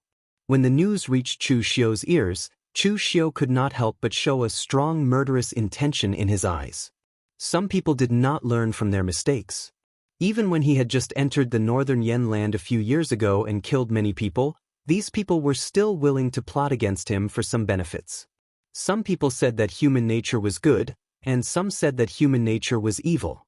But in Chu Xiu's view, human nature itself was a combination of various complex emotions and thoughts. Greed, anger, obsession, hate, love, evil desire, 7 emotions and 5 poisons were all present. At this time, it was also reasonable to say that this group of people was greedy. Over the years, Chu Xiu asked them to hand in their offerings. Every time they paid, their hearts would hurt as if their flesh was cut. At this time, they got the opportunity, but this group of people could not stand it anymore. They jumped out to court death. This could not be opened. The Jianghu Hall suppressed the northern Yan martial arts world by relying on knives and rules. If he did not do anything this time, it would be breaking the rules. Therefore, after he just attacked the Great Guangming Temple, Chu Xiu could only attack the Chunyang Dao sect again. At this time, in the Yanjing city branch of the Chunyang Dao sect, Shi Yunzi and his martial uncle Mako Mori were actually not very clear about this matter. This was the decision of those small forces. After they had discussed it and forced the people of the Jianghu Hall away, they reported to the Chunyang Dao sect and asked for their protection. In fact, they were forcing the Jianghu Hall to abdicate because they knew that the Chunyang Dao sect would not ignore them. Otherwise, how could the Chunyang Dao sect gain a foothold in the northern Yanland? After hearing this news, Shi Yunzi's expression suddenly changed, and he scolded loudly, "Bastard! Idiot! Idiot!" Shi Yunzi had never been serious before, and it was rare for him to even be angry. At this time, the disciples of the Chunyang Dao sect were shocked when they saw Shi Yunzi's sudden rage. It was no wonder that Shi Yunzi was furious at this time. He even had the intention to kill. This group of small forces usually did not think about making progress. It was not easy for them to have a little cleverness, but in the end, they used it to plot against the Jianghu Hall. But in fact, they had outsmarted themselves. It could even be said that they were playing with fire. He had seen the conflict between Chu Xiu and the Great Guangming Temple before. At the moment, Chu Xiu was definitely not having a good time. If this group of people did not want to pay the offerings, they could use the Chunyang Dao sect to refute them in a neither soft nor hard manner when the disciples of the Jianghu Hall came to collect the offerings. The Jianghu Hall would definitely not continue to be tough. There was no need to make this matter public, and the Jianghu Hall would not publicize it. In the end, the meat would be rotten in the pot, and no matter how it was eaten, it would be their own. In the end, this group of idiots joined forces to rebel against the Jianghu Hall and broke the rules set by the Jianghu Hall. This was simply challenging the bottom line of Chu Xiu. According to Shi Yunzi's understanding of Chu Xiu, at this time, he was probably already on the way to kill people with his saber. Mako Mori, who was rumored to have a bad temper, was very calm at this time. He stood up and said faintly, "It's useless even if you scold me. If this Jianghu was full of rational people, if they were all smart people, then there would not be so many gratitude and grudges, and there would not be so many killings in the Jianghu. In fact, most of the people in this Jianghu are actually idiots who think they are smart, including my Chunyang Dao sect. There are many such people. If you need to fight, kill, or fight, then come. I will follow you to the northern Yan, and I can't help you with my old brain. The sect master sent me here to prepare me to raise my sword and kill people at the critical moment. Now, I really want to see how amazing the person who is known to be the most outstanding among this generation of young people can be." Shi Yunzi looked at Mako Mori with some surprise. It was said that this martial uncle had a bad temper, but now it seemed that he was the one who saw through it the most. He did not know what he experienced when he was in closed-door cultivation that could make his state of mind change so much. At this time, in a manor outside Yanjing City, in the Feng family manor, the martial artists of several forces gathered.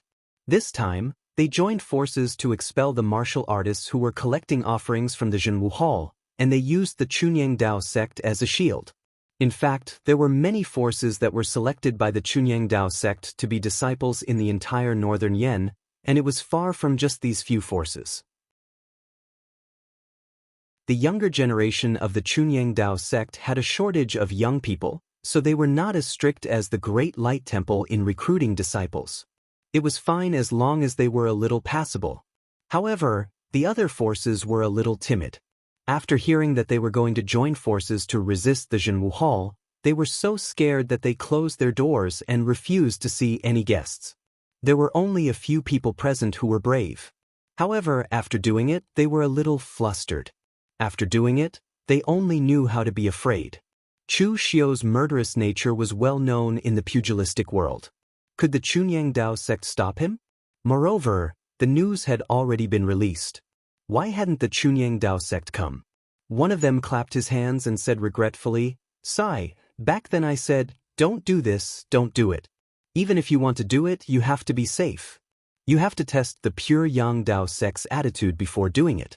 Now, the people from the Chunyang Dao sect haven't come yet. I'm afraid the Jianghu Hall has already received the news. What if the Chunyang Dao sect is a step behind?" A gloomy old man sitting on the main seat snorted coldly. "Are you regretting it now? It's too late. Since it has already been done, there is no room for regret. What's the use of complaining? This is a big gamble. If we win, we will no longer have to be oppressed by the Jianghu Hall. Even we, the pioneers, can become famous in the northern Yan martial arts world." This old man was the current villa master of Fengjia village. This time, he was the first to propose to join forces. Someone hesitated and said, "But what if we lose the gamble?" Villa Master Feng sneered and said, "Lose the gamble? If we lose, our whole family will be exterminated and we will be doomed eternally." Everyone present suddenly fell silent. However, at this moment, a disciple of Fengjia village ran in awkwardly and said while trembling, Villa Master, bad news. Chu Xiu has brought the people from the Jianghu Hall to fight." Upon hearing this, everyone present suddenly turned pale as if the end of the world had come. The man who spoke previously held his head and trembled as if he was about to cry. He kept murmuring, I told you not to be so hasty.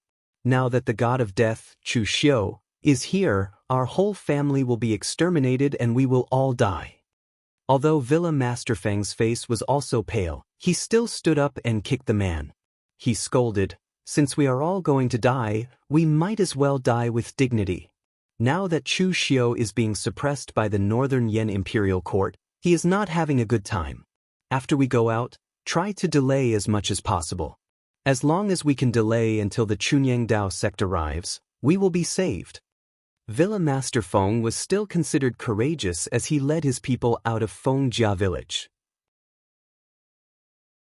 Seeing that Chu Xiu had already brought a group of Suppression Martial Hall's ancient martial art practitioners to surround the entire Feng family village, Village Master Feng forcefully cupped his hands and said, "Lord Chu, now that the disciples of our clans have already joined the pure Yang Dao sect, regarding the matter of the offerings, Before Villa Master Feng could finish speaking, Chu Xiu had already waved his hand expressionlessly and spat out a word, "Kill."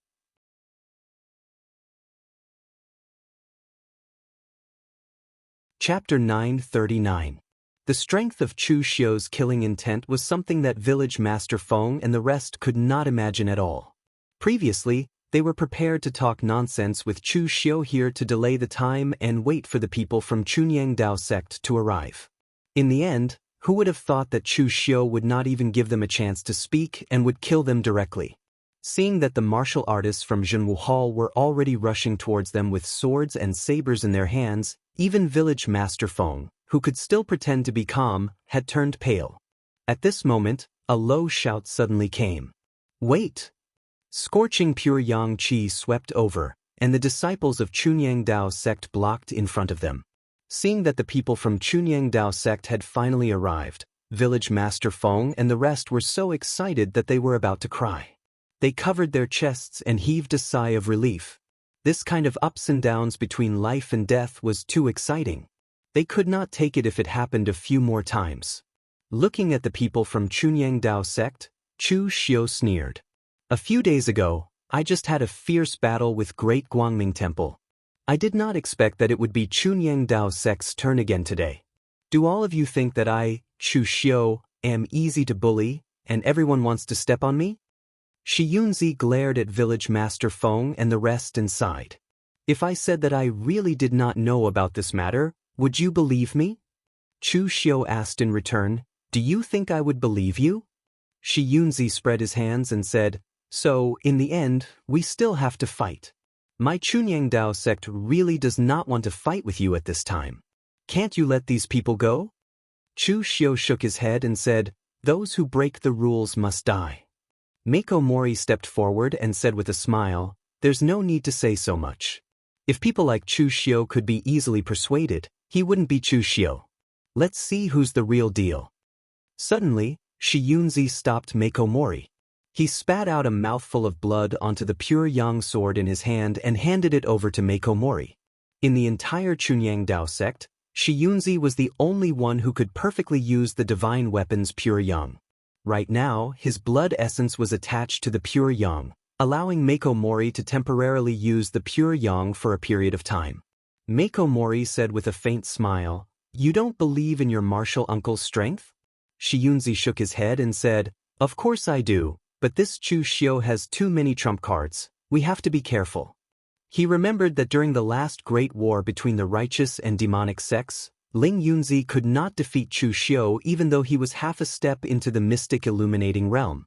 Although the others did not know that Chu Xiu was actually on the verge of death at that time, Chu Xiu's powerful strength still left a deep impression on Shi Yunzi. Although Mako Mori was a powerhouse of the previous generation, combat power had nothing to do with age. Only God knew how big a breakthrough he had made after so many years of closed-door cultivation. To be safe, it was better to take the pure yang divine weapon first. Mako Mori took the pure yang divine weapon, and a look of reminiscence suddenly appeared in his eyes. The pure yang divine weapon of the Chunyang Dao sect had protected the Chunyang Dao sect for so many years, but there were not many people who were qualified to use the pure yang in every generation. In the previous generation of the Chunyang Dao sect, only one person could use the pure yang. That person used the pure yang sword to teach them, the disobedient junior fellow apprentices, a lesson. The look of reminiscence only lasted for a moment before it disappeared. Now was not the time to reminisce. Looking at Chu Xiu, Mako Mori said lightly, Ling Yunzi actually suffered a loss in your hands. It's really unexpected. I'm also a person who is about to die.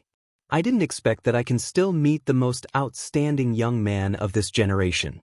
It's a blessing. In the past, when Mako Mori was not in closed-door cultivation, Ling Yunzi was already famous in the Chunyang Dao sect. He was even an outstanding figure who was famous in the entire underworld. In the entire Chunyang Dao sect, he was the only one who was qualified to be the headmaster. As a result, in the hands of this Chu Xiu, Ling Yunzi suffered a loss. He couldn't defeat Chu Xiu with all his strength. This really surprised Mako Mori, especially when the opponent's current realm was strictly speaking, just the real palette state. Of course, for Chu Xiu, the realm could no longer be used to measure him. Looking at Mako Mori, Chu Xiu raised his eyebrows slightly and said, younger generation? Actually, I don't like someone imposing such a symbol on me. The underworld is the underworld. Whether it is the new generation or the old generation, who doesn't fight in this underworld? I have experienced the younger generation of the underworld, and I can also compete with the older generation of the underworld. Since we are all mingling in this underworld, no one will respect the old and love the young. In that case, why do we care about the younger generation and the older generation? In this underworld, there is no big or small, only victory or defeat is important. Mako Mori laughed and said, only victory or defeat is important.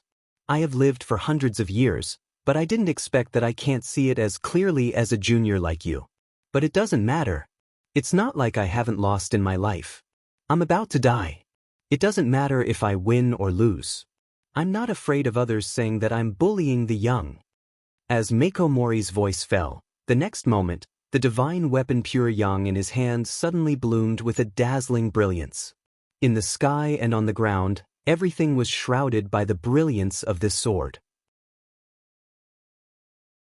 It was as if the sun had descended, and all the evil in the world were crushed and obliterated. Seeing this scene, Chu Xiu's heart suddenly shuddered, and at the same time, he secretly thought that he was lucky. A weapon was a weapon after all. Only a person who was strong enough could exert the effect of the weapon itself. The Pure Yang sword in the hands of Shi Yunzi was indeed very strong, but it could only reach the peak of the real pellet state. But now that the Pure Yang sword was in the hands of Mako Mori, although it couldn't exert its full power, its power was shocking enough. When Chu Xiu and Ling Yunzi fought in the past, it was a battle between the righteous and demonic factions. It wasn't just the victory or defeat between Chu Xiu and Ling Yunzi. Therefore, in order to maximize its power, Ling Yunzi didn't forcibly use the Pure Yang sword. Instead, he handed it over to Shi Yunzi, making Shi Yunzi a strong combat power.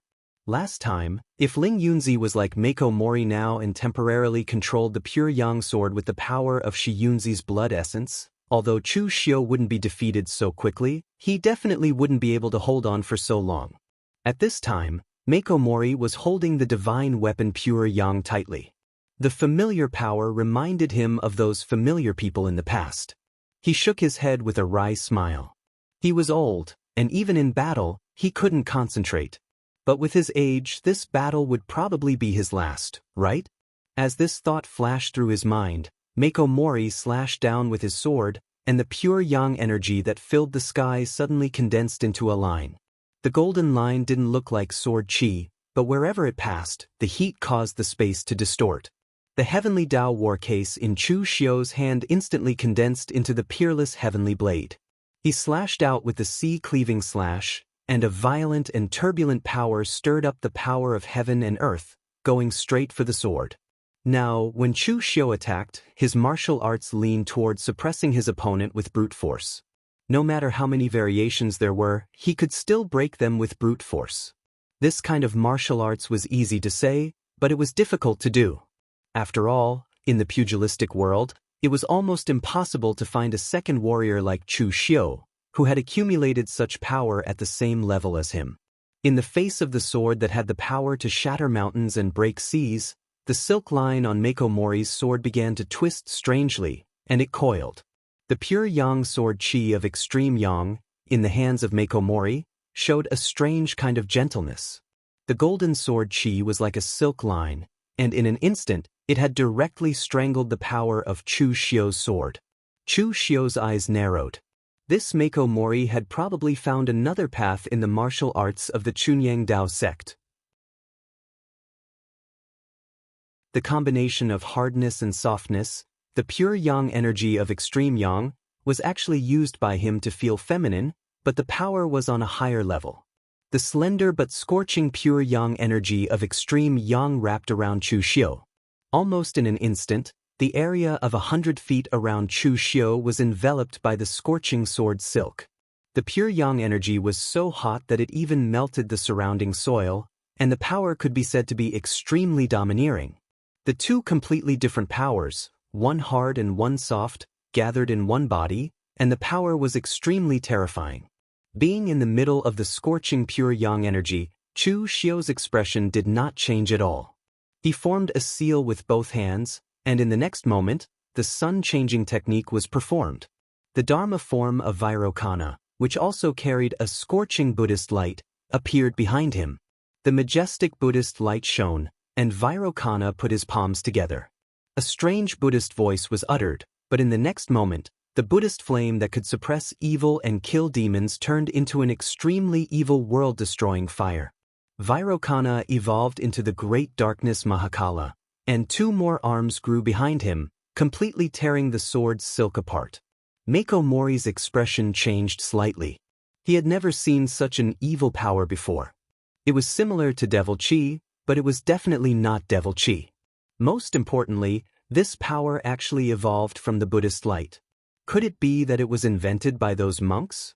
To be able to research such a power, it was unlikely that they were good monks. At this moment, Chu Xiu had already formed a seal with both hands, and a longbow made of devil chi appeared in the middle of the Mahakala devil god's dharma form behind him.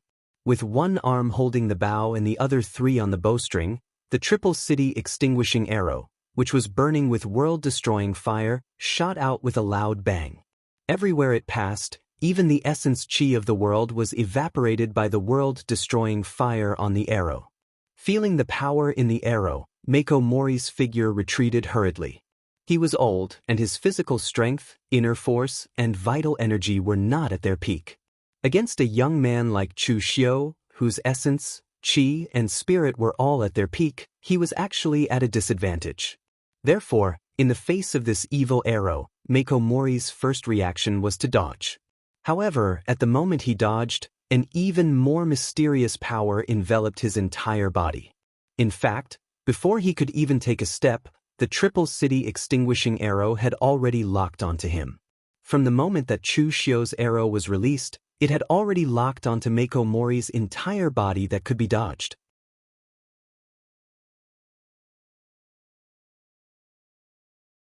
Chapter 940. The Heaven's Sun Gazing at Air Mystic Technique was a perfect match for the triple city extinguishing arrow. At the very least, as long as the opponent's strength could not suppress Chu Xiu, it was basically impossible for them to escape the Heaven's Sun Gazing at Air deduction. Mako Mori recalled the number of times he had to dodge. Seeing that he could no longer dodge, the pure yang sword in his hand emitted a scorching glow. With the sword in his right hand, he formed a Dao seal with his left hand. Pure yang suppressed evil, slaying demons with his sword. The pure yang sword clashed with the triple annihilation city arrow. The black power of nirvanic extermination and the scorching pure yang astral chi burst out. Within a radius of a few hundred feet, the vegetation instantly withered, and any vitality was wiped out. Following that, the scorching pure yang power spread like magma, causing the soil and rocks to melt. Manor Lord Feng and company, who had provoked this matter, turned pale. It was only at this moment that they realized exactly how stupid of a thing they had done. Be it the Chunyang Dao sect's Mako Mori or Chu Xiu, both of them stood at the pinnacle of the pugilistic world. They were like gods or Buddhas. Yet, he had used his own schemes to speculate on them. He was dancing on the tip of a knife, with a sea of fire beneath him. After the triple city extinguishing arrow clashed with the pure yang sword, Chu Xiu frowned slightly. For the first time, the triple city extinguishing arrow had lost its effect. Although the power of nirvanic extermination was extremely domineering, Ancestor Lu's divine weapon, the pure yang, had a power that was likely left behind by Ancestor Lu. It had directly neutralized the power of nirvanic extermination of the triple city extinguishing arrow, preventing it from spreading. Furthermore, after exchanging a few blows, he had already sensed that the old Taoist, Mako Mori, had lived for such a long time. His strength was actually far inferior to Ling Yunzi's. Even the current Chu Xiu could match the old Taoist, Mako Mori, in terms of pure strength. However, having lived for so long, he had actually cultivated the Chunyang Dao sect's incomparably ferocious pure yang astral chi to the point where it was both hard and soft. It was extremely difficult to deal with. Chu Xiu wasn't afraid of his opponent, but he wasn't sure if he could take him down. Moreover, Chu Xiu could guarantee that at this time, there were definitely people from the great Guangming Temple watching from the sidelines. They could not wait for both sides to fight to the death. As Chu Xiu continued to fight with Mako Mori, he said to Mei Qinglian, "Do it. Destroy these few families. Leave no one alive." He was only here to kill, not to determine a victor with the pure Yang Dao sect. However, Shi Yunzi and the others were naturally prepared. Although there were not many people from Chunyang Dao sect who came this time, they were all elites. It would be an exaggeration to use these people to fight against the Jianghu Hall, but it was still enough to block Mei Qinglian and the others. While resisting, Shi Yunzi said, "Official Chu, where it is possible to forgive people, one should forgive them." I also hate that these people are brainless, but there is still the great Guangming Temple watching from the sidelines. Do you really have to fight to the death with my Chunyang Dao sect? How about this, both of us take a step back. You let them go once, and I will let them make up for the offerings. What do you think? As Chu Xiu attacked, he said coldly, take a step back? If my Jianghu Hall takes a step back, it will be difficult for us to go further in the future. The Jianghu Hall will not compromise, nor will we give in. Some rules must be followed. The price of violating them is death. Shi Yunzi furrowed his brows. He had always known that Chu Xiu could be said to be a very tough person. It was not that easy to make him take a step back. However, the problem was that if Chu Xiu did not take a step back, was it worth it for the Chunyang Dao sect to fight to the death with Chu Xiu here? However, if they took the initiative to retreat, the reputation of Chunyang Dao sect in the northern Yen would be completely ruined. At the very least, they would not be able to compete with the great Guangming Temple. Just as Shi Yunzi was in a dilemma, there was a movement in the distance. Everyone looked over and saw that it was Tang Ye leading a group of people from the northern Yen Jianghu sections. Of course, looking at their appearance, most of them were unwilling. They were forced to come here by Tang Ye and the others. Shi Yunzi was stunned. He did not know what Chu Xiu wanted to do. However, at this time, Chu Xiu broke away from the battle and retreated more than 100 feet. He said coldly to the people from the northern Yen forces, the Feng clan and the others did not respect the rules of the Jianghu Hall. They should be punished. I am very pleased that you did not collude with the Feng clan and the others. Therefore, I will give you a chance to eliminate the Feng clan and the other forces. Those who take action will be exempted from a year's tribute. Hearing this, Shi Yunzi and the people from the Chunyang Dao sect were so angry that they almost vomited blood. No one expected Chu Xiu to have such a trick up his sleeve. He actually encouraged other forces from the northern Yen Jianghu world to take action against Villa Master Feng and the others. In fact, before coming here, Chu Xiu had thought that even if the Chunyang Dao sect really did not know about this matter concerned the reputation of the Chunyang Dao sect, so they would definitely take action. At that time, Chu Xiu still did not know how strong Mako Mori was. If he was weak, then he would directly eliminate the Chunyang Dao sect and eliminate those few families. But if Mako Mori could stop him, then it was time for the others to play a role. Therefore, he secretly asked Tang Ye to bring this group of people here as a precaution.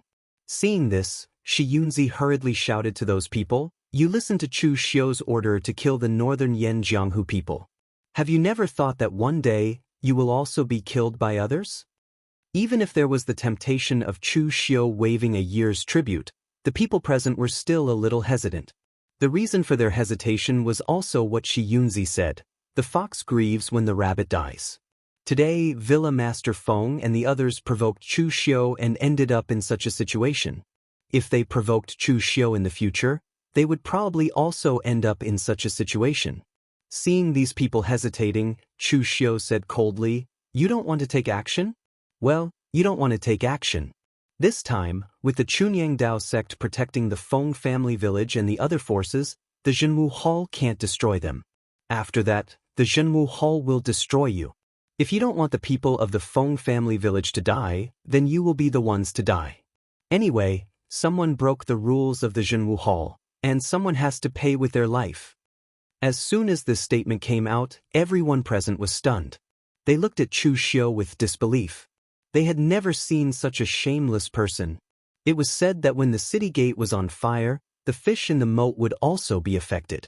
However, they were far away from the city gate, so what did it have to do with them? Moreover, they believed that Chu Xiu would definitely do such a shameless thing.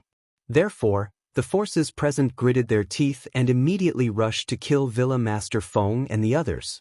The people of the Chunyang Dao sect could stop the Jianghu Hall, but how could they have the strength to stop the other forces? Moreover, even if they could stop them, how could they take action? After all, the Chunyang Dao sect still wanted to preach in the northern Yen sect.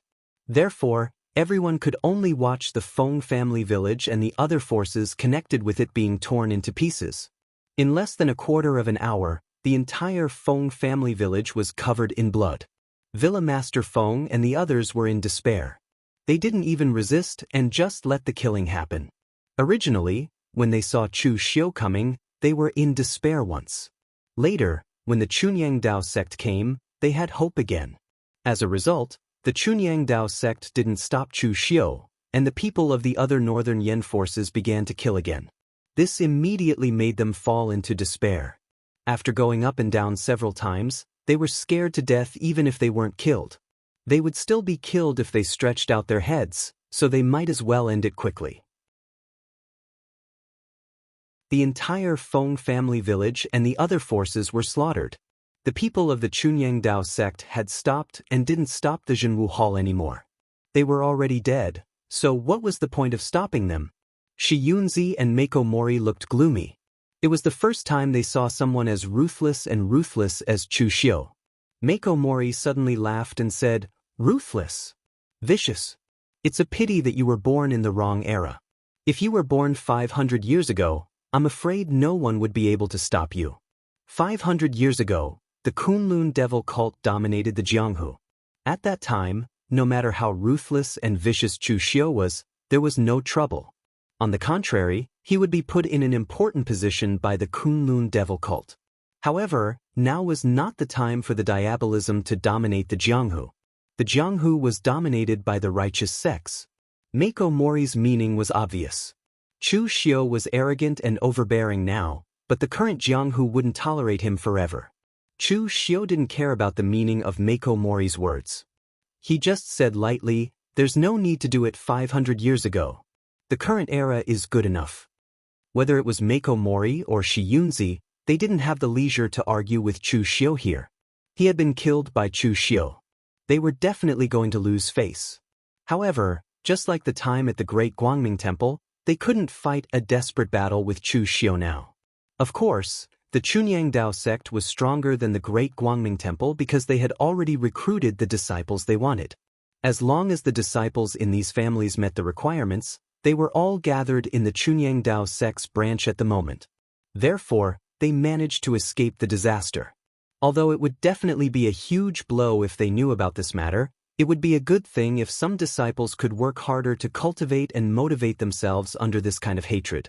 Therefore, seeing that everyone was dead, the Chunyang Dao sect could only leave helplessly. After returning to the Jianghu Hall, Chu Xiu asked people to spread this matter throughout the northern Yan Jianghu. After making an example out of others, he began to have a headache. After offending the Great Guangming Temple once and the Chunyang Dao sect again, Chu Xiu didn't suffer any losses. However, not suffering 2 losses did not mean that he wouldn't suffer losses in the future. The Great Guangming Temple and the Chunyang Dao sect kept stirring up trouble back and forth. Chu Xiu couldn't ignore it as it consumed his own energy. More importantly, the Jianghu Hall originally had the authority in the northern Yan Jianghu. In the end, the Great Guangming Temple and the Chunyang Dao sect kept stirring up trouble back and forth, which would also affect the reputation of the Jianghu Hall. Originally, Chu Xiu planned to wait until the problem with the northern Yan royal family was solved before dealing with these 2 factions. However, it seemed that some plans needed to be changed now. After thinking about it for 2 days, Chu Xiu had a more reliable plan. However, this plan didn't need him to carry it out. Instead, it needed a bold and careful young martial artist.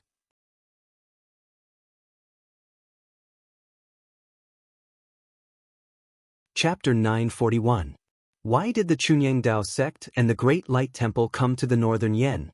To put it simply, they were not here to expand their influence, but to look for suitable disciples.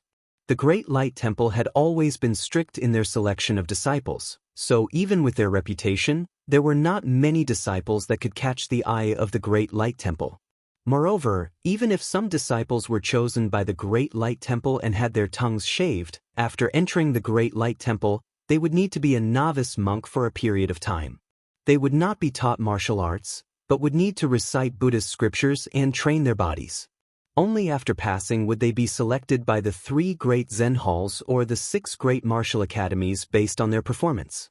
Although the younger generation of the Chunyang Dao sect was lacking in talent, so they had relaxed their standards, but not everyone could join them. Just look at the disciples that the Chunyang Dao sect had selected in the northern Yen during this period of time.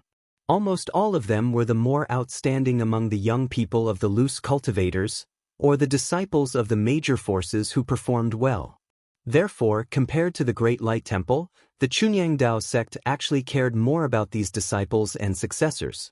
Since that was the case, Chu Xiu would give them a disciple, a genius disciple, that would make them ecstatic. Although it seemed that Chu Xiu's trick was the same as sending Taoist Wuyang to Xiang Chang's side, in reality, it was much more difficult than the former.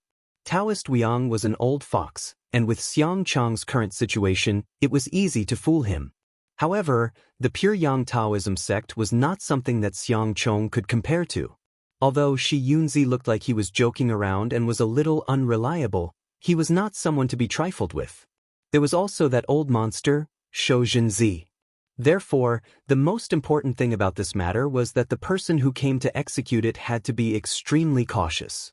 If this was before Chu Xiu became famous, he would have the guts to do this, but now, there were not many young people around him who could do this. After thinking for a long time, Chu Xiu finally thought of a suitable person to do this. This person was his cheap disciple, or rather his half-successor, Yi Xiao. Yi Xiao's growth was witnessed by Chu Xiu. Even his current personality was deliberately seduced by Chu Xiu and nurtured. Back then, he had been a spy for Sun Zhongming for such a long time, so he already had experience. Now that he was in the hands of the Chunyang Dao sect, although it was a little more difficult, Yi Xiao was no longer the Yi Xiao from before. Right now, Yi Xiao was working as a hitman in the Azure Dragon Society's headquarters. He had Duanmu Qianshan's guidance, and he didn't lack any cultivation resources. On top of that, he was able to fight and kill on a regular basis. Yi Xiao had already stepped into the Five Energies origin stage, which was considered very advanced for someone his age. After Chu Xiu made his choice, he immediately notified the Blue Dragon Society and told them to bring Yi Xiao over. A month later, the people from the Blue Dragon Society had already arrived. Moreover, not only Yi Xiao, but Mu Zi had also come. Along with them were Han Lei, Song Shao, and hundreds of elite assassins from the Blue Dragon Society's headquarters. Chu Xiu said in surprise, "I only asked Yi Xiao to come. Why did you bring so many people?" Mu Zi said softly, "Foster father said that young master is currently in trouble. The Blue Dragon Society's assassins may not be of much use in the light, but they are very useful in dealing with secret matters or gathering intelligence in the dark." Speaking up to this point, Mu Zi also secretly sized up Mei Qinglian with some hostility in her eyes. She wouldn't say that she was worried that young Master Chu would be bewitched by that demoness every day and that she was jealous, so she begged Duanmu Qianshan to bring people over. Mei Qinglian also felt Mu Zi's gaze, but she smiled disdainfully. Coming from the Yin Demon sect, what hasn't she seen before? Mu Zi is still too young. Her status is too low, to the point that I can't bear to bully her. Chu Xiu didn't pay attention to the confrontation between the two women. Of course, he didn't have the time to pay attention. He directly said, "You came at the right time. The Blue Dragon Society's branches will be spread throughout the northern Yen region, mainly to monitor the movements of the Buddhist and Taoist sections. Yi Xiao, come with me." Following behind Chu Xiu, Yi Xiao was also very excited. To be honest, although Chu Xiu taught him many things, he didn't expect to become Chu Xiu's personal disciple. However, even if it was just teaching him, it would be enough for Yi Xiao to live a comfortable life in the Blue Dragon Society. However, people are ambitious, and Yi Xiao was the same. Previously, when he was bullied in the Yi family, Yi Xiao's dream was to one day live with dignity. But now, Yi Xiao only had one dream, and that was to stand out. To stand out, he didn't rely on his mouth, but on his fists and knives. Chu Xiu had taught Yi Xiao a lot of things. However, what Yi Xiao truly remembered was that in this world of martial arts, power, fame, and even freedom were not given by others. Instead, they were fought for with the weapons in their hands. Therefore, in the headquarters of the Blue Dragon Society, Yi Xiao could clearly rely on Chu Xiu's legacy to live a comfortable life, but he still trained with all his might and went on missions with all his might. That kind of desperation made even veteran assassins like Han Cry and Song Xiao shudder. This kid seemed to be born to kill, and if he didn't go on a mission for a day, his whole body would feel uncomfortable. In fact, Yi Xiao didn't like missions, nor did he like killing people. At his current age, the fastest way to increase his cultivation wasn't through pills, nor was it through closed-door training but through life and death battles. This time, when he received news from Chu Xiu, Yi Xiao was ecstatic. He had finally made it to the point where Chu Xiu needed him. As long as he could appear in front of Chu Xiu, Yi Xiao was confident that he could complete any mission that Chu Xiu gave him. Time was of the essence, so Chu Xiu didn't waste any more words with Yi Xiao. He just asked, "Do you understand the situation in the northern Yan?" Yi Xiao nodded. "I almost know. The northern Yan Emperor Xianglong burned the bridge after crossing the river, bringing in the Buddhist and Taoist sects to suppress you. Who did you send me here to kill this time?" Chu Xiu waved his hand. "This time, I didn't send you to kill someone. If you really want to kill someone, don't be fooled by the fact that you've trained in the Blue Dragon Society for so long. My subordinates are much more agile than you. This time, not only am I not sending you to kill someone, but I'm also preparing to send you to the side of the Chunyang Dao sect, making you the most important disciple of the Chunyang Dao sect." Yi Xiao nodded and said, "Understood. I often used this tactic when I was in the Azure Dragon Association. When I encounter a difficult target, there are many people around to protect me, so I think of a way to change my identity and mix in with them, waiting for an opportunity to assassinate them." Chu Xiu slapped his forehead. This kid had been in the Blue Dragon Society for too long, and it seemed like he was used to it. Everything that came to him, the ultimate goal was to kill someone. This wasn't good. Killing someone was just a means to achieve the goal, not the main goal. Wrong. I sent you to the Chunyang Dao sect not to kill the people of the Chunyang Dao sect, but to kill the people of the Great Light Temple. Chu Xiu pointed at Yi Xiao and said, "You must use the identity of the Chunyang Dao sect to kill the people of the Great Light Temple. I'm almost done with the arrangements here in the northern Yan, but the Buddhist and Taoist sects keep giving me trouble from time to time. If I don't get rid of them first, they might cause more trouble for me. However, because of my existence, the Buddhist and Taoist sects can't really fight to the death. Now, the Taoist, Buddhist, and demon sects are attacking each other. We're wary of each other, but we're also enduring each other. In the end, the three of us will still be the ones to exhaust our strength." It had to be said that Xianglong's plan was already half successful. He had attracted the Taoist, Buddhist, and demon sects. The three sects were hostile toward each other, but they were also wary of each other. Even if all three sects were restraining themselves, there was no lack of conflicts. In less than 3 months, Chu Xiu had already fought a battle with the Great Light Temple and attacked the Chunyang Dao sect. Moreover, this was just a grudge between Chu Xiu and the two sections. The Chunyang Dao sect and the Great Light Temple had already clashed several times. The Great Light Temple and the Chunyang Dao sect were both here for their disciples, and the first step for them to choose their disciples was to look at their potential. If their potential and talent were up to standard, then they could check if their temperament was up to standard. Therefore, it was inevitable that both sides would have their eyes on the same disciple at the same time. Naturally, it was easy for conflicts to arise.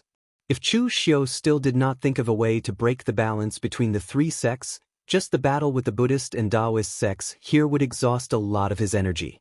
Yi Xiao was not stupid. Chu Xiu's plan was not complicated, so he guessed it immediately.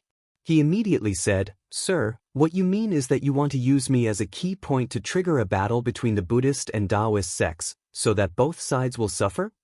Chu Xiu nodded and said, "That's what I mean. However, it sounds simple, but it's very difficult to do. First of all, you must receive enough attention from the pure Yang Taoist sect. Then, after you kill the people from the Great Light Temple, the pure Yang Taoist sect will protect you to the death, and even fight with the Great Light Temple for you. You know very well what this means. The Chunyang Dao sect came to the northern Yan to preach, to recruit disciples, and to make up for the current situation of the Chunyang Dao sect's lack of talent. Therefore, the value you need to display is that you alone are comparable to all the young disciples in the land of Northern Yen. Only by doing so will you be able to make the Chunyang Taoist sect disregard everything to protect you and fight to the death against the Temple of Great Light. Also, you have to completely anger the martial arts practitioners of the Great Light Temple so that they will kill you as soon as possible. In short, this task is very difficult and also very dangerous. If your identity is known to the Chunyang Dao sect, the Chunyang Dao sect will definitely be furious. They will not care about my face and you will almost certainly die. And when you attack the Great Light Temple, if you are not careful, you will easily die in the hands of the Great Light Temple monks. This dangerous task is not something that can be forced, so I will give you a chance to choose. After the task is done, I will give you 3 positions. One of the dragon heads of the Blue Dragon Society. Of course, with your strength, you can only be ranked last. The torture officer of the Guanzhong torture room. After you take over, you will have the greatest power. The chief deacon of the Jianghu Hall, your position is equivalent to Tangya, Yan Bugui, Pang Hu, and the others. Life or power, it's your choice.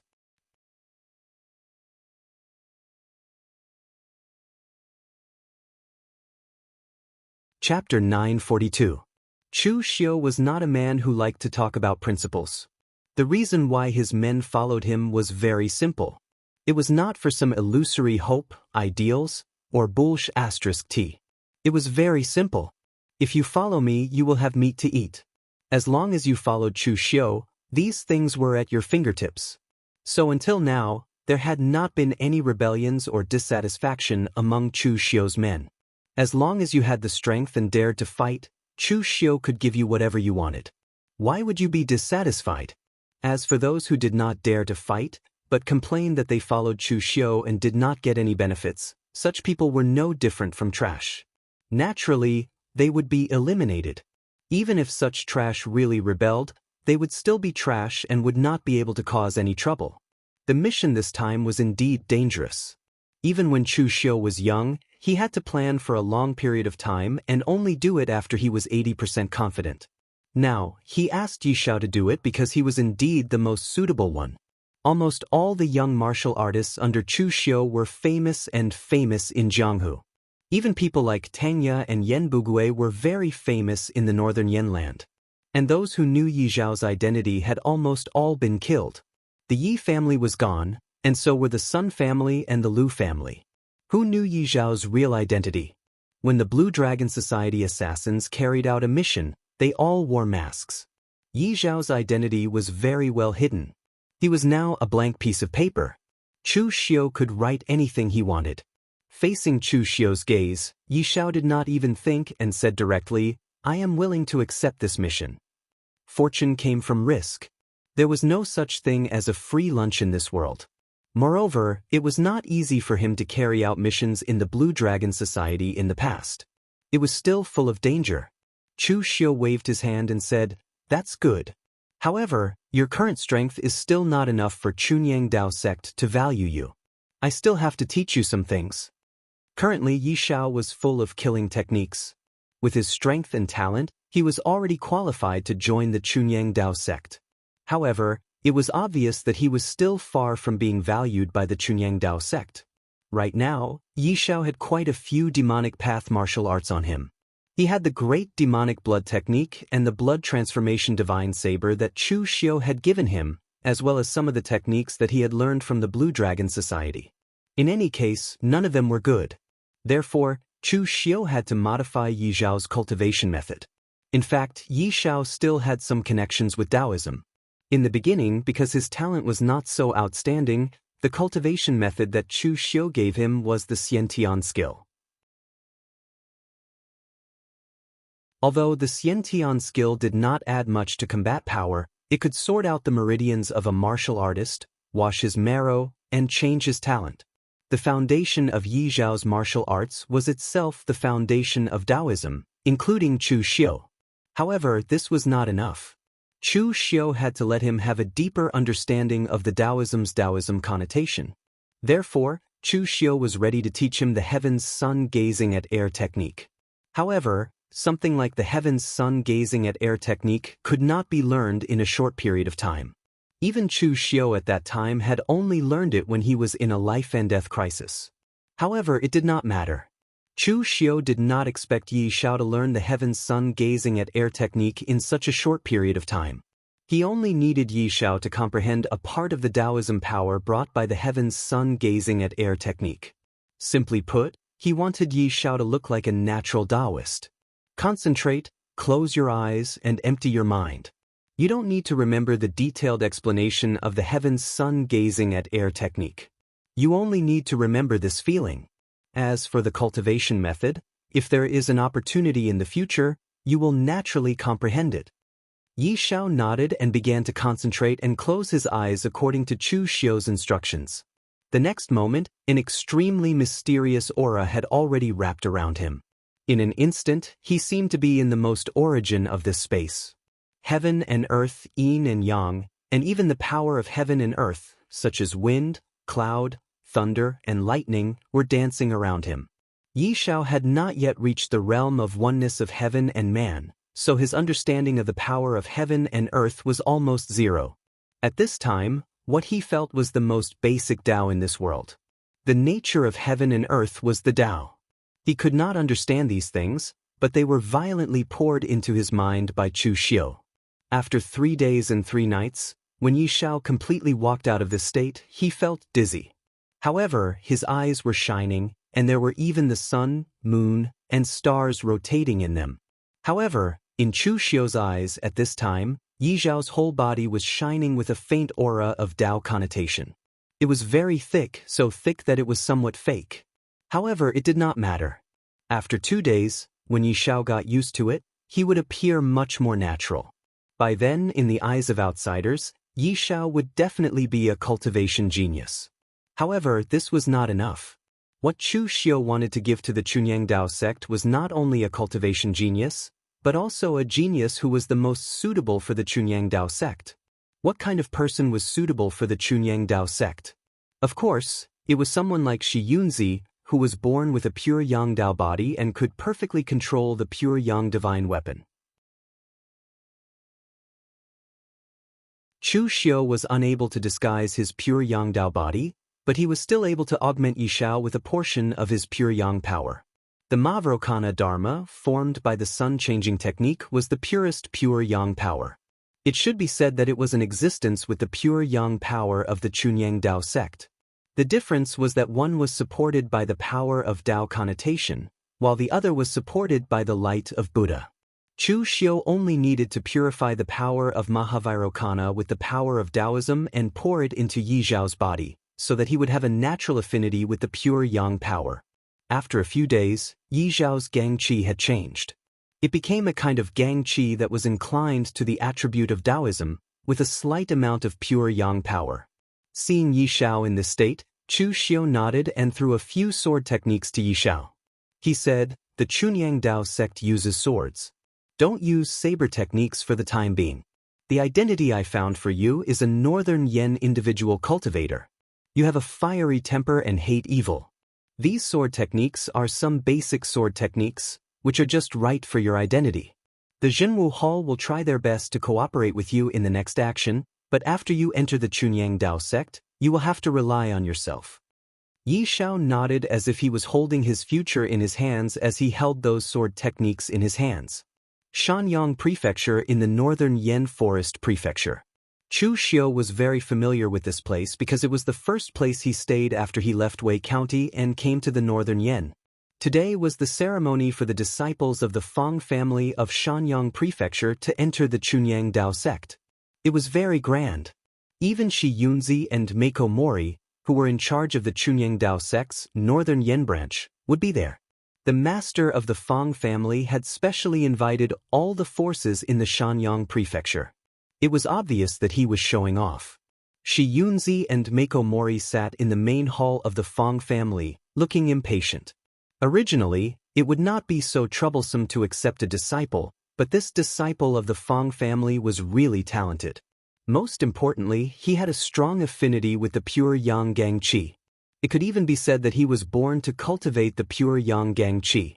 This disciple of the Fang family could be said to be the most surprising one among all the disciples that the Chunyang Dao sect had accepted since they came to the northern Yen. Therefore, even though they knew that the master of the Fang family was actually using the power of the Chunyang Dao sect to show off, they had no choice but to agree to it. It could be considered as giving him face. After all, his son was going to cultivate in the Chunyang Dao sect from now on. Even though he was their junior, they still had to take care of his feelings. Anyway, this was just a one-time thing. A disciple with such talent would definitely not stay in the northern Yen. He would definitely be sent back to the mountain gate of the Chunyang Dao sect in the eastern Qi to cultivate. He might not be able to leave the mountain for the next 10 years. The master of the Fang family greeted the guests and introduced them to everyone who came. As he listened to the compliments of the others, he grinned so widely that it almost reached his ears. The heavens had blessed the Fang family. They had given birth to such a talented son who was valued by the Chunyang Dao sect. From now on, the Fang family would soar to the top. However, at this moment, a commotion suddenly came from outside. There was even the sound of weapons clashing. This caused the master of the Fang family to instantly change his expression. Today was a big day for the Fang family. Who would dare to cause trouble here? Before the master of the Fang family could send someone to investigate, two people who were fighting went straight into the main hall. Of course, to be precise, this was not a fight, but a chase. The person being chased was covered in blood. He was a ferocious-looking one-eyed brawny man who was holding a saber that was as tall as a person. The person who was chasing him was Yi Xiao. However, the current Yi Xiao was completely different from the black-clothed cold-blooded killer he was in the Blue Dragon Society. He was wearing a green warrior suit with some patches on it. In his hand was an ordinary Damascus iron sword. With a righteous expression on his face, he shouted angrily, "Chen Wujiao! Let's see where you can run now. Your serpent dragon village has killed countless people and is full of evil. Today, I will kill you for the sake of the people." When the others heard Chen Wujiao's name, they were all shocked. Why would this ruthless bandit come here? Chen Wujiao was a very famous bandit on the trade route from Linzhong Commandery to Wei Commandery. He had the strength of the Three-Flower Realm. This kind of strength was already considered very shocking among the bandits. The Serpent Dragon village under his command had 300 cavalrymen.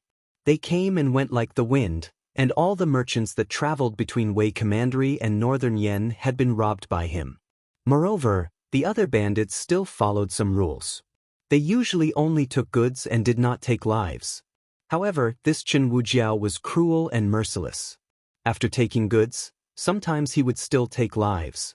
From the current situation, it seemed that this young hero could not stand Chen Wujiao's character. That was why he attacked the Serpent Dragon village and chased him to this point.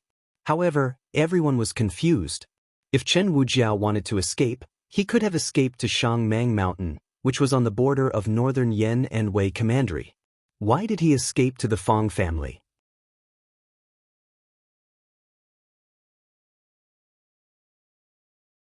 Chapter 943. Yi Zhao's appearance was meticulously planned by Chu Xiu. He was a righteous young man. Although he was an itinerant cultivator, he abhorred evil and challenged a bandit village alone. This achievement was enough to attract people's attention. Moreover, Chu Xiu had even prepared Yi Zhao's identity. At this moment, the people in the hall were still confused about Yi Zhao's identity. Someone asked the anemophilia in the crowd, "Who is this young man? Since when did our Linzhong Commandery have such a talented person?" Yi Zhao's identity was also changed by Wind Sweeping Tower. In fact, it was not changed much. All Chu Xiu wanted was the identity of a young itinerant cultivator. With a word from Qi Yuanli, Wind Sweeping Tower updated all the information about the anemophilia in Northern Yen with this person's name. Yi Xiao was still called Yi Xiao, but his identity was completely different. The anemophilia waved his fan and said, "This young man is not from Linzhong Commandery. He is an itinerant cultivator from Yuyang in Western Yen. His name is Yi Xiao. He was taught by some Jianghu wanderers when he was young, so he is motivated to travel the Jianghu and punish evil. He has only recently made a name for himself." Everyone in the hall nodded. He was just an itinerant cultivator. No matter how young he was, it was not worth paying attention to. However, at this moment, no one noticed that Mako Mori and Shiyunzi were staring at Yishao. Shiyunzi said in a daze, "Uncle Master, did you see that?" Mako Mori also said in a daze, "Of course I saw it." His Taoist connotation is formed by nature. This young man is qualified to join our Tao sect. At this moment, the long sword in Yizhao's hand rippled with a sword light. It was just an ordinary sword light, but Shiyunzi and Mako Mori could feel that Yizhao's true qi contained a trace of extreme yang power. It was not because he had cultivated this kind of cultivation method, but because he was born with this kind of power. Shiyunzi and Mako Mori looked at each other, and even their breathing quickened. A genius! This young man was the most suitable genius for the Chunyang Dao sect. Although it was not comparable to Shiyunzi's pure yang Taoist physique, the attribute of the inner force that Yi Shao displayed was definitely innately compatible with the pure yang power of the pure yang Taoist sect. Once he cultivated the pure yang Taoist sect's cultivation method, his cultivation would definitely improve by leaps and bounds. Both of them were filled with boundless joy and surprise. Compared to Yi Shao, the disciples of the Fong clan and Yuan. Previously, when they came here to support the Fong clan, they were somewhat unwilling. They did not expect that there would be an unexpected surprise this time. Shiyunzi said in a low voice, "I heard from the Jianghu people that this kid is an itinerant cultivator. Yunzi Chen. And Yunzi Tian Tian. And King. Yunzi and Yunzi Yen Chi. Yunzi Dao cultivator who is Chen. The cultivation method is Qing Qing Qing Yun." During this period of time, only 10% of the disciples recruited by the pure Yang Dao sect in northern Yen were rogue cultivators. Most of them were disciples nurtured by small aristocratic families like the Fong family. One had to admit that things like inheritance were very important. If both parents were martial artists, then the martial arts talent of the offspring would also increase. Moreover, they had a good foundation from the moment they were born. Regardless of whether this foundation was good or bad, it could at least stimulate a martial artist's potential. On the contrary, some ordinary civilians, even if they had martial arts talent, they might not be able to come into contact with martial arts in their lifetime. Moreover, because he did not have a good foundation when he was young, it caused his meridians to gradually close up. No matter how good his talent was, it would only be a waste in the end. However, for the Chunyang Dao sect, they were still more willing to accept those unaffiliated martial artists with no background into the sect because it was simple and convenient. These small forces were not very powerful, but they were too good at stirring up trouble.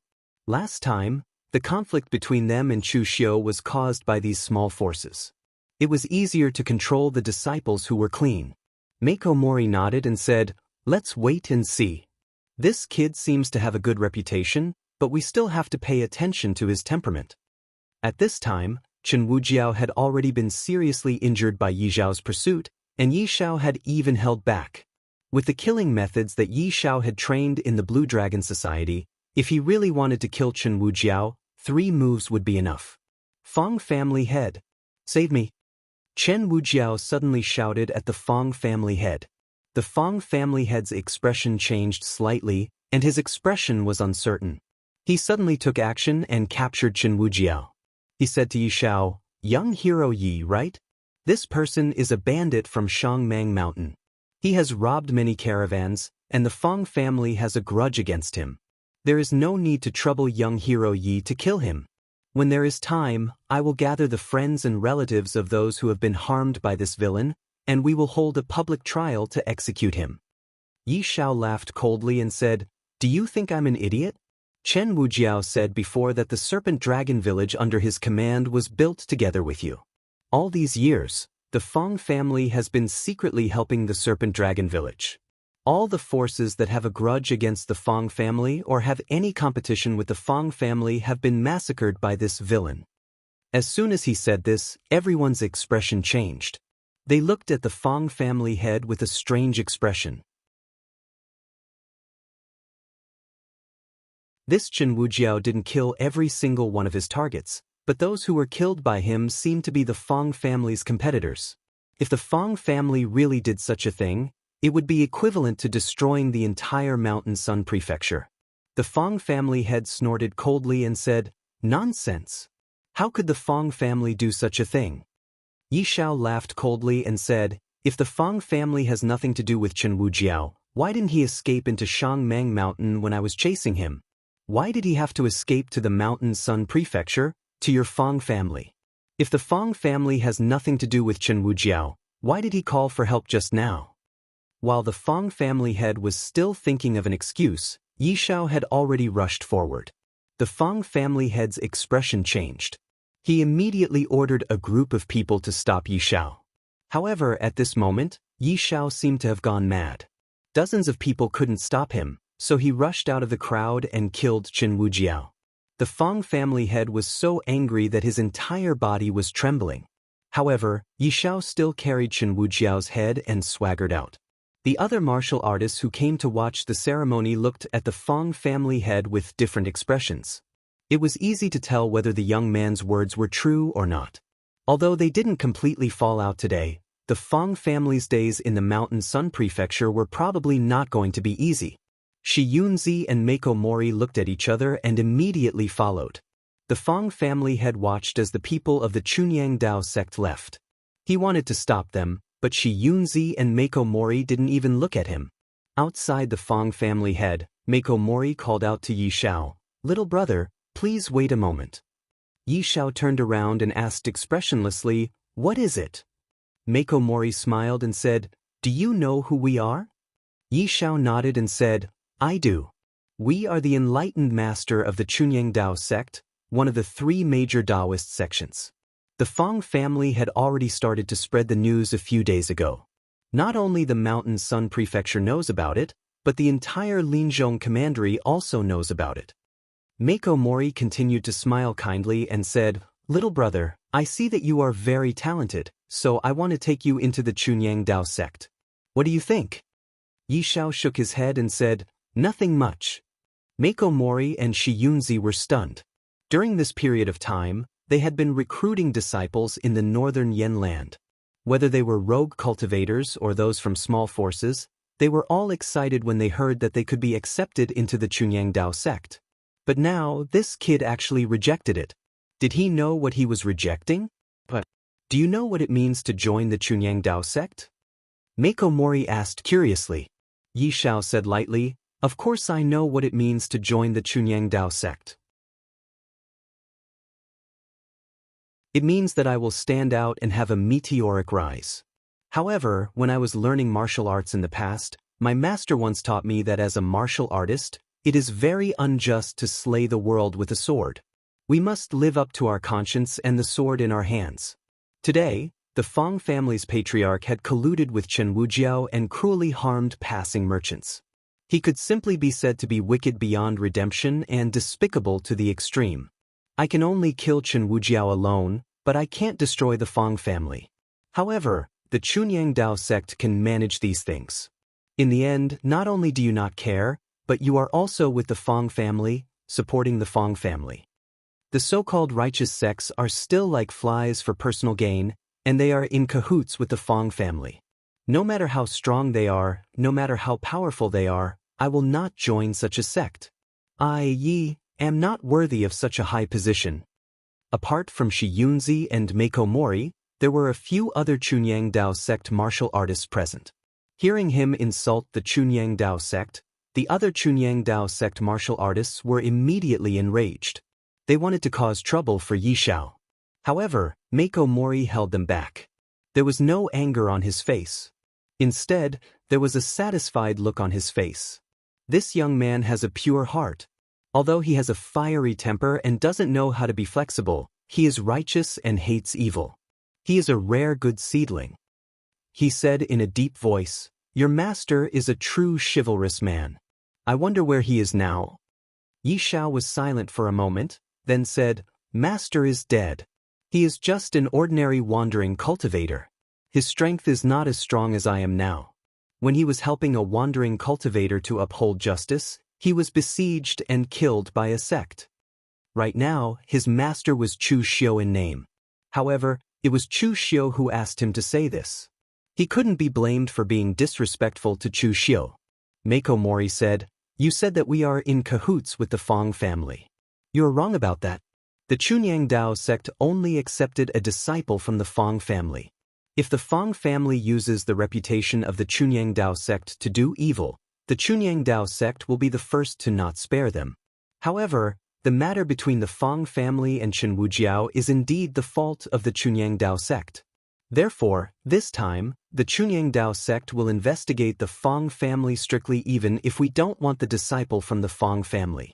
It is good that you are chivalrous, but you have to know that there are too many injustices in this world. Without strength, you can't eradicate them. Your master died because he was alone and was surrounded and attacked by others. If you join the Chunyang Dao sect, the entire Chunyang Dao sect will support you. Young man, you won't regret joining the Chunyang Dao sect. Even if you really regret it, I will give you a promise. I can let you go at any time."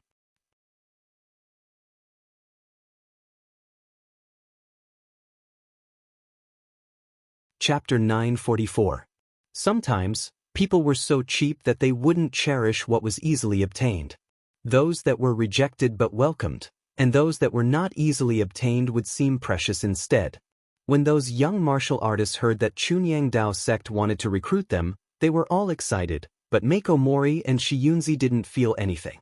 But Yi Xiao rejected them without hesitation, and he even said that Chunyang Dao sect was fishing for fame, which aroused their interest instead. Yi Xiao hesitated a little.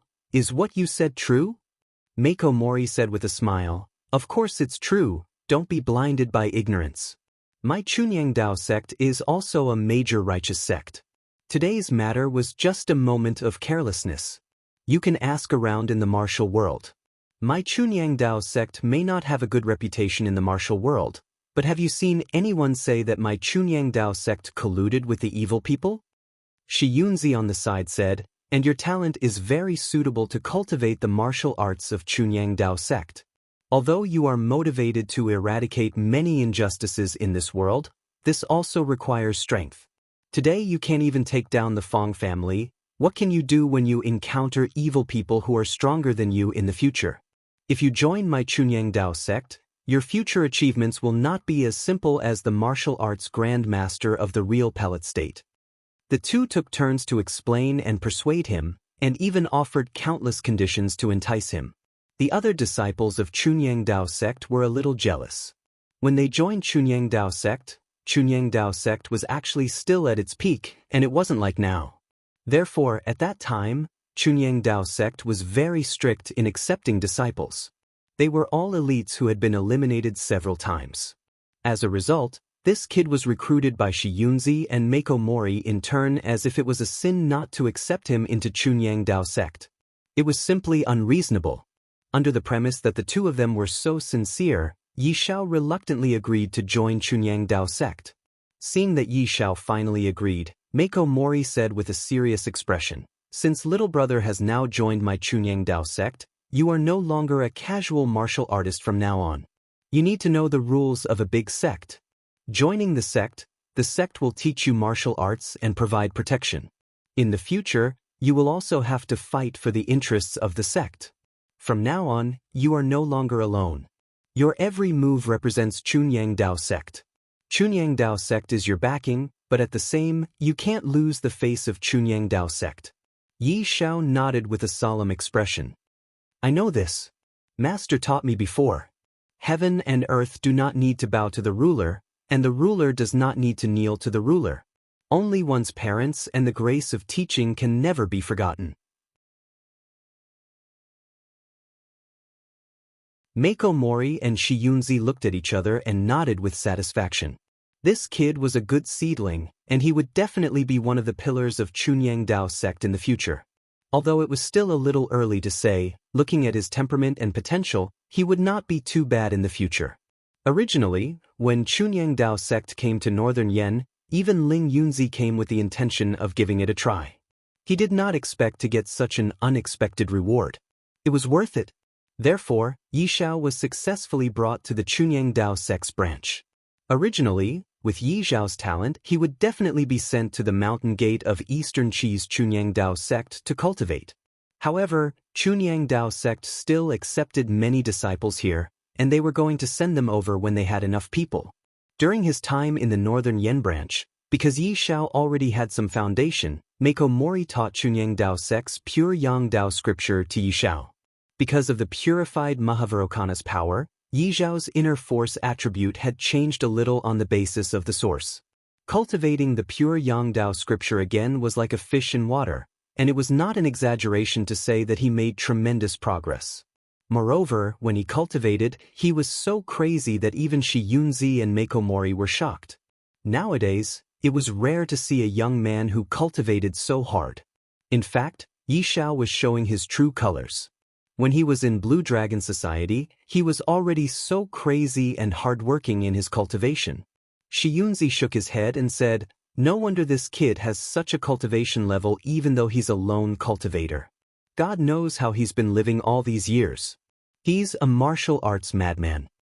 Shou Zhenzi took a look at him and said, "I've heard from Ling Yunzi that when you first joined the pure Yang Dao sect, you spent more time on playing than cultivating.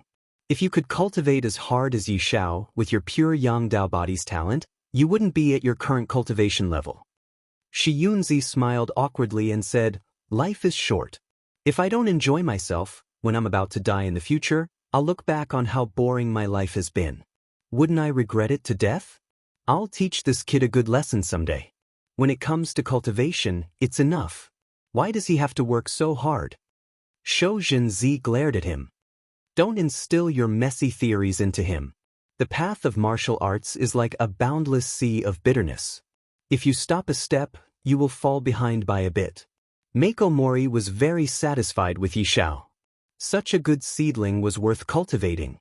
However, he didn't know that Yi Zhao was extremely anxious at the moment. It was because he realized that he seemed to be trapped in Chunyang Dao sect. The plan that official Chu gave him was to stir up a conflict between Taoism and Buddhism. In the end, he was ordered by Mako Mori to stay in Chunyang Dao sect to cultivate.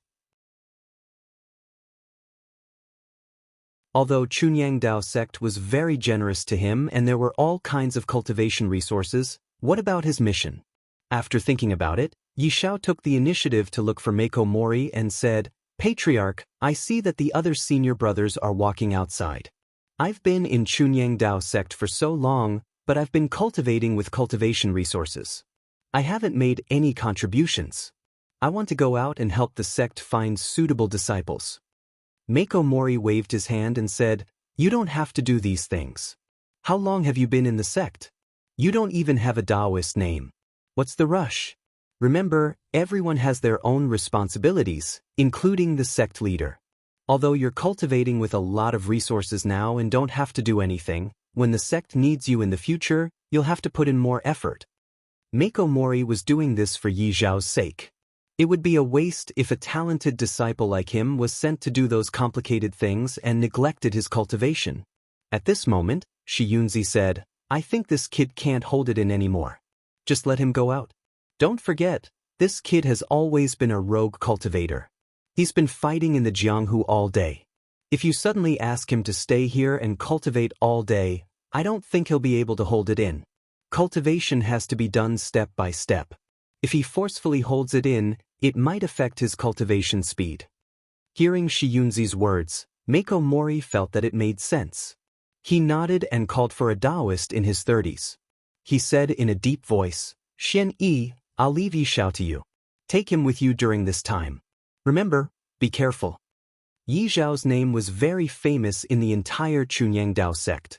Taoist Xian Yi also knew that he was the only disciple that Shi Yunzi and Mako Mori had personally asked to join the Chunyang Dao sect. So he quickly said, "Don't worry, granduncle. I'll be careful." After Xian Yi brought Yi Zhao out, Yi Zhao asked, "Senior martial brother Xian Yi, do we usually go around the whole northern Yen looking for disciples?"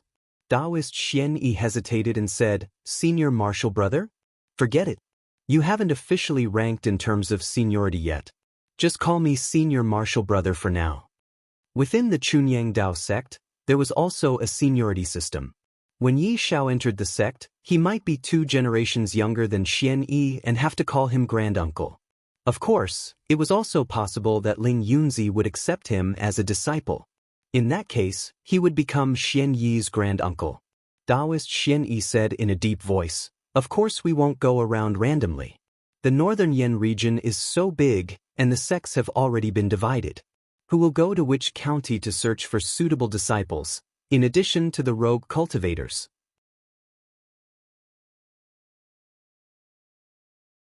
Some people are willing to send their disciples to the Chunyang Dao sect, but some of the leaders of the forces are not willing to send their disciples to Eastern Qi. They would rather cultivate their own disciples. In this case, we can only persuade them with kind words. If we can't persuade them, then there's nothing we can do. But we have to be careful of the others. A strange look appeared in Yi Zhao's eyes. He asked, "Be careful of who?" Taoist Xian Yi said coldly, "Of course be careful of the monks from the Great Light Temple. They always like to snatch people from us. The monks from the Great Light Temple have even brought the entire Vajra yard. We are indeed behind them in terms of numbers. Moreover, the Great Light Temple is in the north, near the northern Yan region.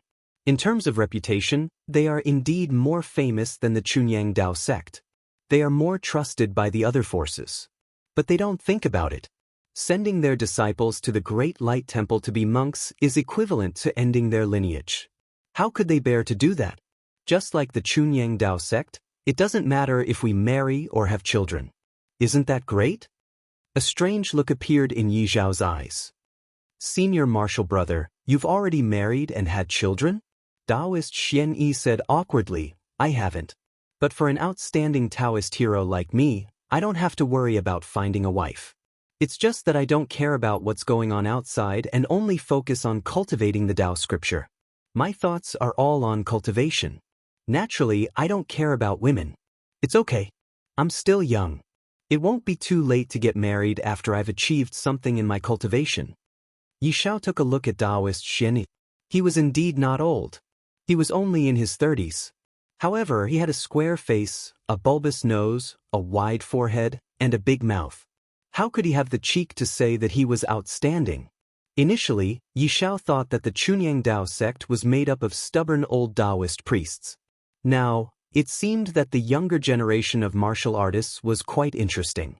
However, enemies were enemies. No matter how interesting they were, they still had to be tricked.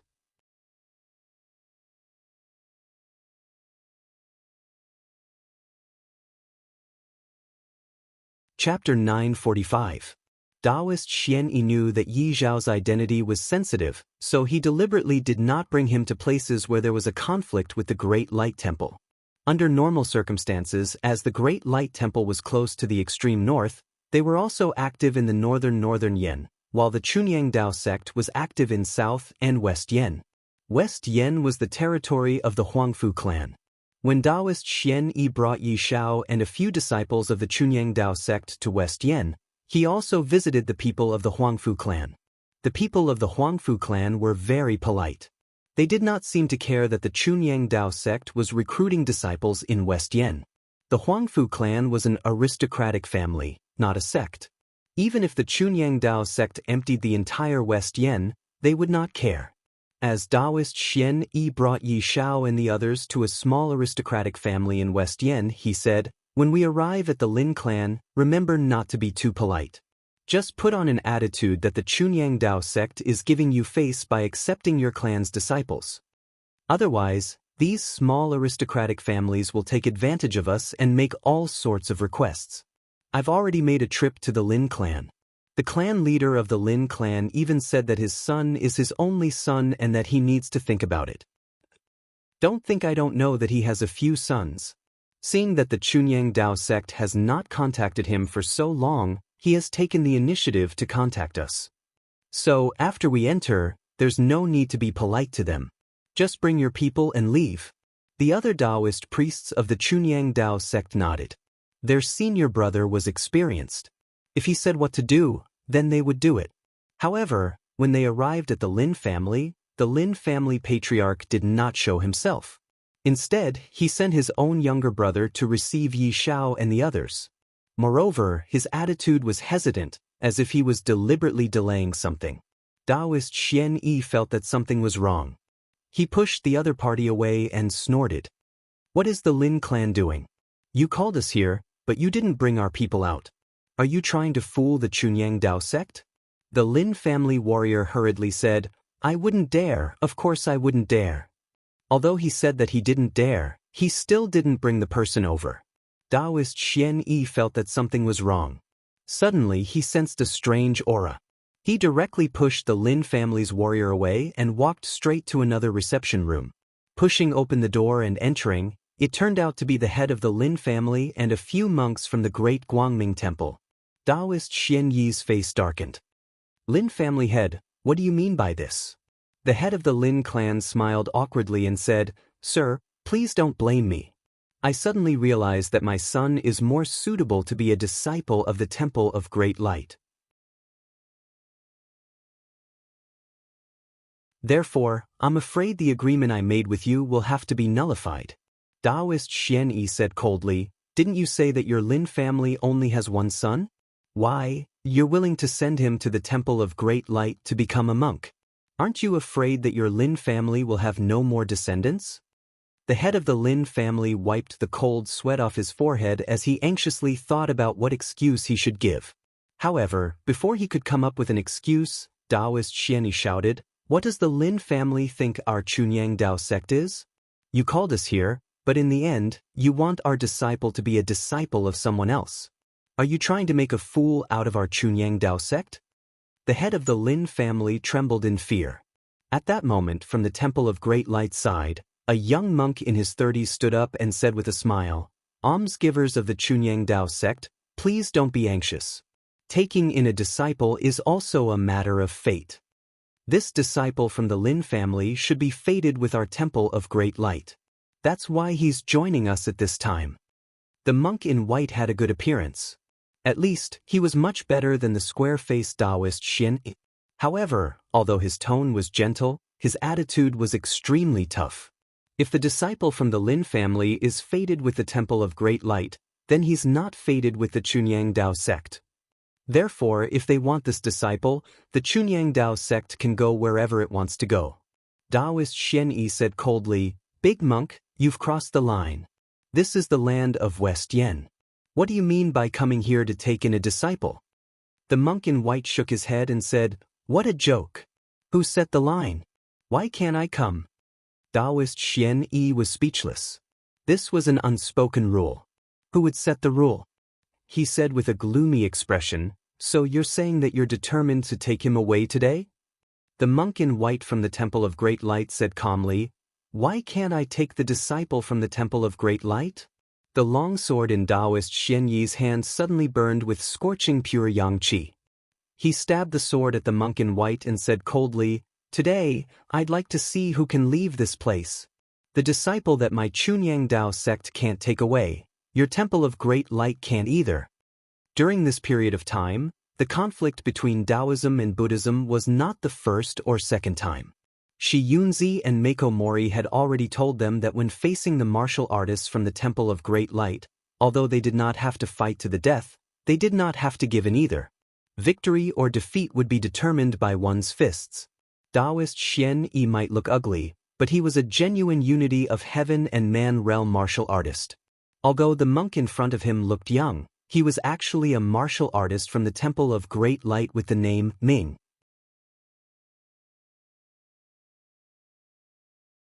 He had reached the unity of heaven and man realm long ago, so he could maintain this appearance. The two unity of heaven and man realm martial artists immediately started fighting in the narrow living room. As they fought, it seemed like they could not unleash their full power. They even fought outside. At this moment, Yi Shao suddenly realized that after the other martial artists from the Temple of Great Light saw the fight, they subconsciously became vigilant and were ready to attack at any time. However, they all protected a young monk behind them at the same time. Yi Shao could almost tell with one glance that the other party was definitely not an old disciple of the Temple of Great Light, but a newly recruited one. The reason was simple. Although the other party had shaved his head, his scalp was still slightly green. This was clearly a sign that he had just shaved his head. Moreover, all the monks present subconsciously protected him behind them. This was not only because he was not strong enough, but also because the other party seemed to be very important. At least to the Temple of Great Light, the other party was very important. Yi Zhao's eyes narrowed, and he directly pulled out the longsword in his hand. He shouted, "The Temple of Great Light is too much." As his voice fell, he directly charged towards the people from the Temple of Great Light. The other Taoist priests from the Chunyang Dao sect were stunned, but when they saw him attack, they also quickly followed and charged forward. In reality, under such circumstances, both parties did not need to fight to the death. They only needed to wait for the victor to be decided between the Taoist priest Xian Yi and the martial artist from the Temple of Great Light. However, seeing Yi Zhao take the lead, coupled with Yi Zhao's status, the other disciples of the Pure Yang Taoist sect also rushed out when they saw this scene. They were in a mess with the warriors of the Great Light Temple. Initially, Yi Zhao used a saber, so he was still not used to using a sword. However, when he was an assassin in the Blue Dragon Society, Duanmu Qianshan had once taught him that there was no need to think about what weapon he was holding in his hand. The ultimate goal of any weapon was to kill. The long sword in Yi Zhao's hand flashed with scorching pure yang qi. However, to him at this moment, whether it was pure yang qi or demonic qi, they were all used to kill. It was fine as long as it could be powerful. Among the disciples from the Temple of Great Light, there was no existence in the unity of heaven and man realm. Even though there were a few martial artists in the Five Qis origin realm, their actual combat experience paled in comparison to Yi Zhao, who had been trained in killing. In just a few dozen moves, Yi Zhao had already forced back a few martial artists from the Temple of Great Light and killed one of them. The young monk who was protected in the middle of the crowd was only in the physical invulnerability realm. Seeing that Yi Zhao's sword was about to slash at him, he was not afraid in the face of danger and did not panic. All the qi, blood, and gang qi in his body surged into his arms. When Yi Zhao's sword was about to pierce him, he used his hands to forcefully clamp Yi Zhao's sword. Although his hands were twisted by the pure yang qi to the point that his bones were exposed, he still managed to clamp Yi Zhao's sword. "Senior!" the monk shouted at the others. He wanted to take advantage of the opportunity when Yi Zhao's weapon was in his hands to kill Yi Zhao. However, at this moment he suddenly felt a chill in his chest. He did not know when, but a scabbard shining with pure yang qi had already pierced through his chest. Blood splattered everywhere. Yi Zhao's eyes were emotionless. The only thing that could kill was a weapon. Junior brother Yan Guang. A few martial artists from the Temple of Great Light were furious. They knew how important this junior brother Yan Guang was to the Temple of Great Light. This person was a genius that Su Yan Guang found in the south of Yen. He was born to cultivate the furious Vajra Heart Sutra of the Temple of Great Light. His mind was extremely calm, so calm that he would not be affected by the side effects of the furious Vajra Heart Sutra. Originally, the disciples that the Temple of Great Light recruited would be sent to the temples in the north to shave their tongues. However, because of Yan Guang's talent, they were afraid that some accident would happen along the way, so they shaved Yan Guang alone, resulting in this matter. However, who would have thought that they would lose the disciple that they valued the most in the Temple of Great Light when they wanted to take in another disciple along the way? The monk in white, who was fighting fiercely outside, also noticed this and instantly began to attack Taoist Xian Yi in a frenzy. Seeing that the group of monks from the Temple of Great Light seemed to have gone crazy, Taoist Xian Yi could no longer care about snatching disciples. He hurriedly brought Yi Zhao and the others away as he fought. In the Lin family, the monks from the Temple of Great Light looked at Yan Guang's corpse on the ground. They all frowned and their anger surged. The monk in white who looked elegant earlier also shouted furiously, "Chunyang Dao sect. This matter is definitely not over."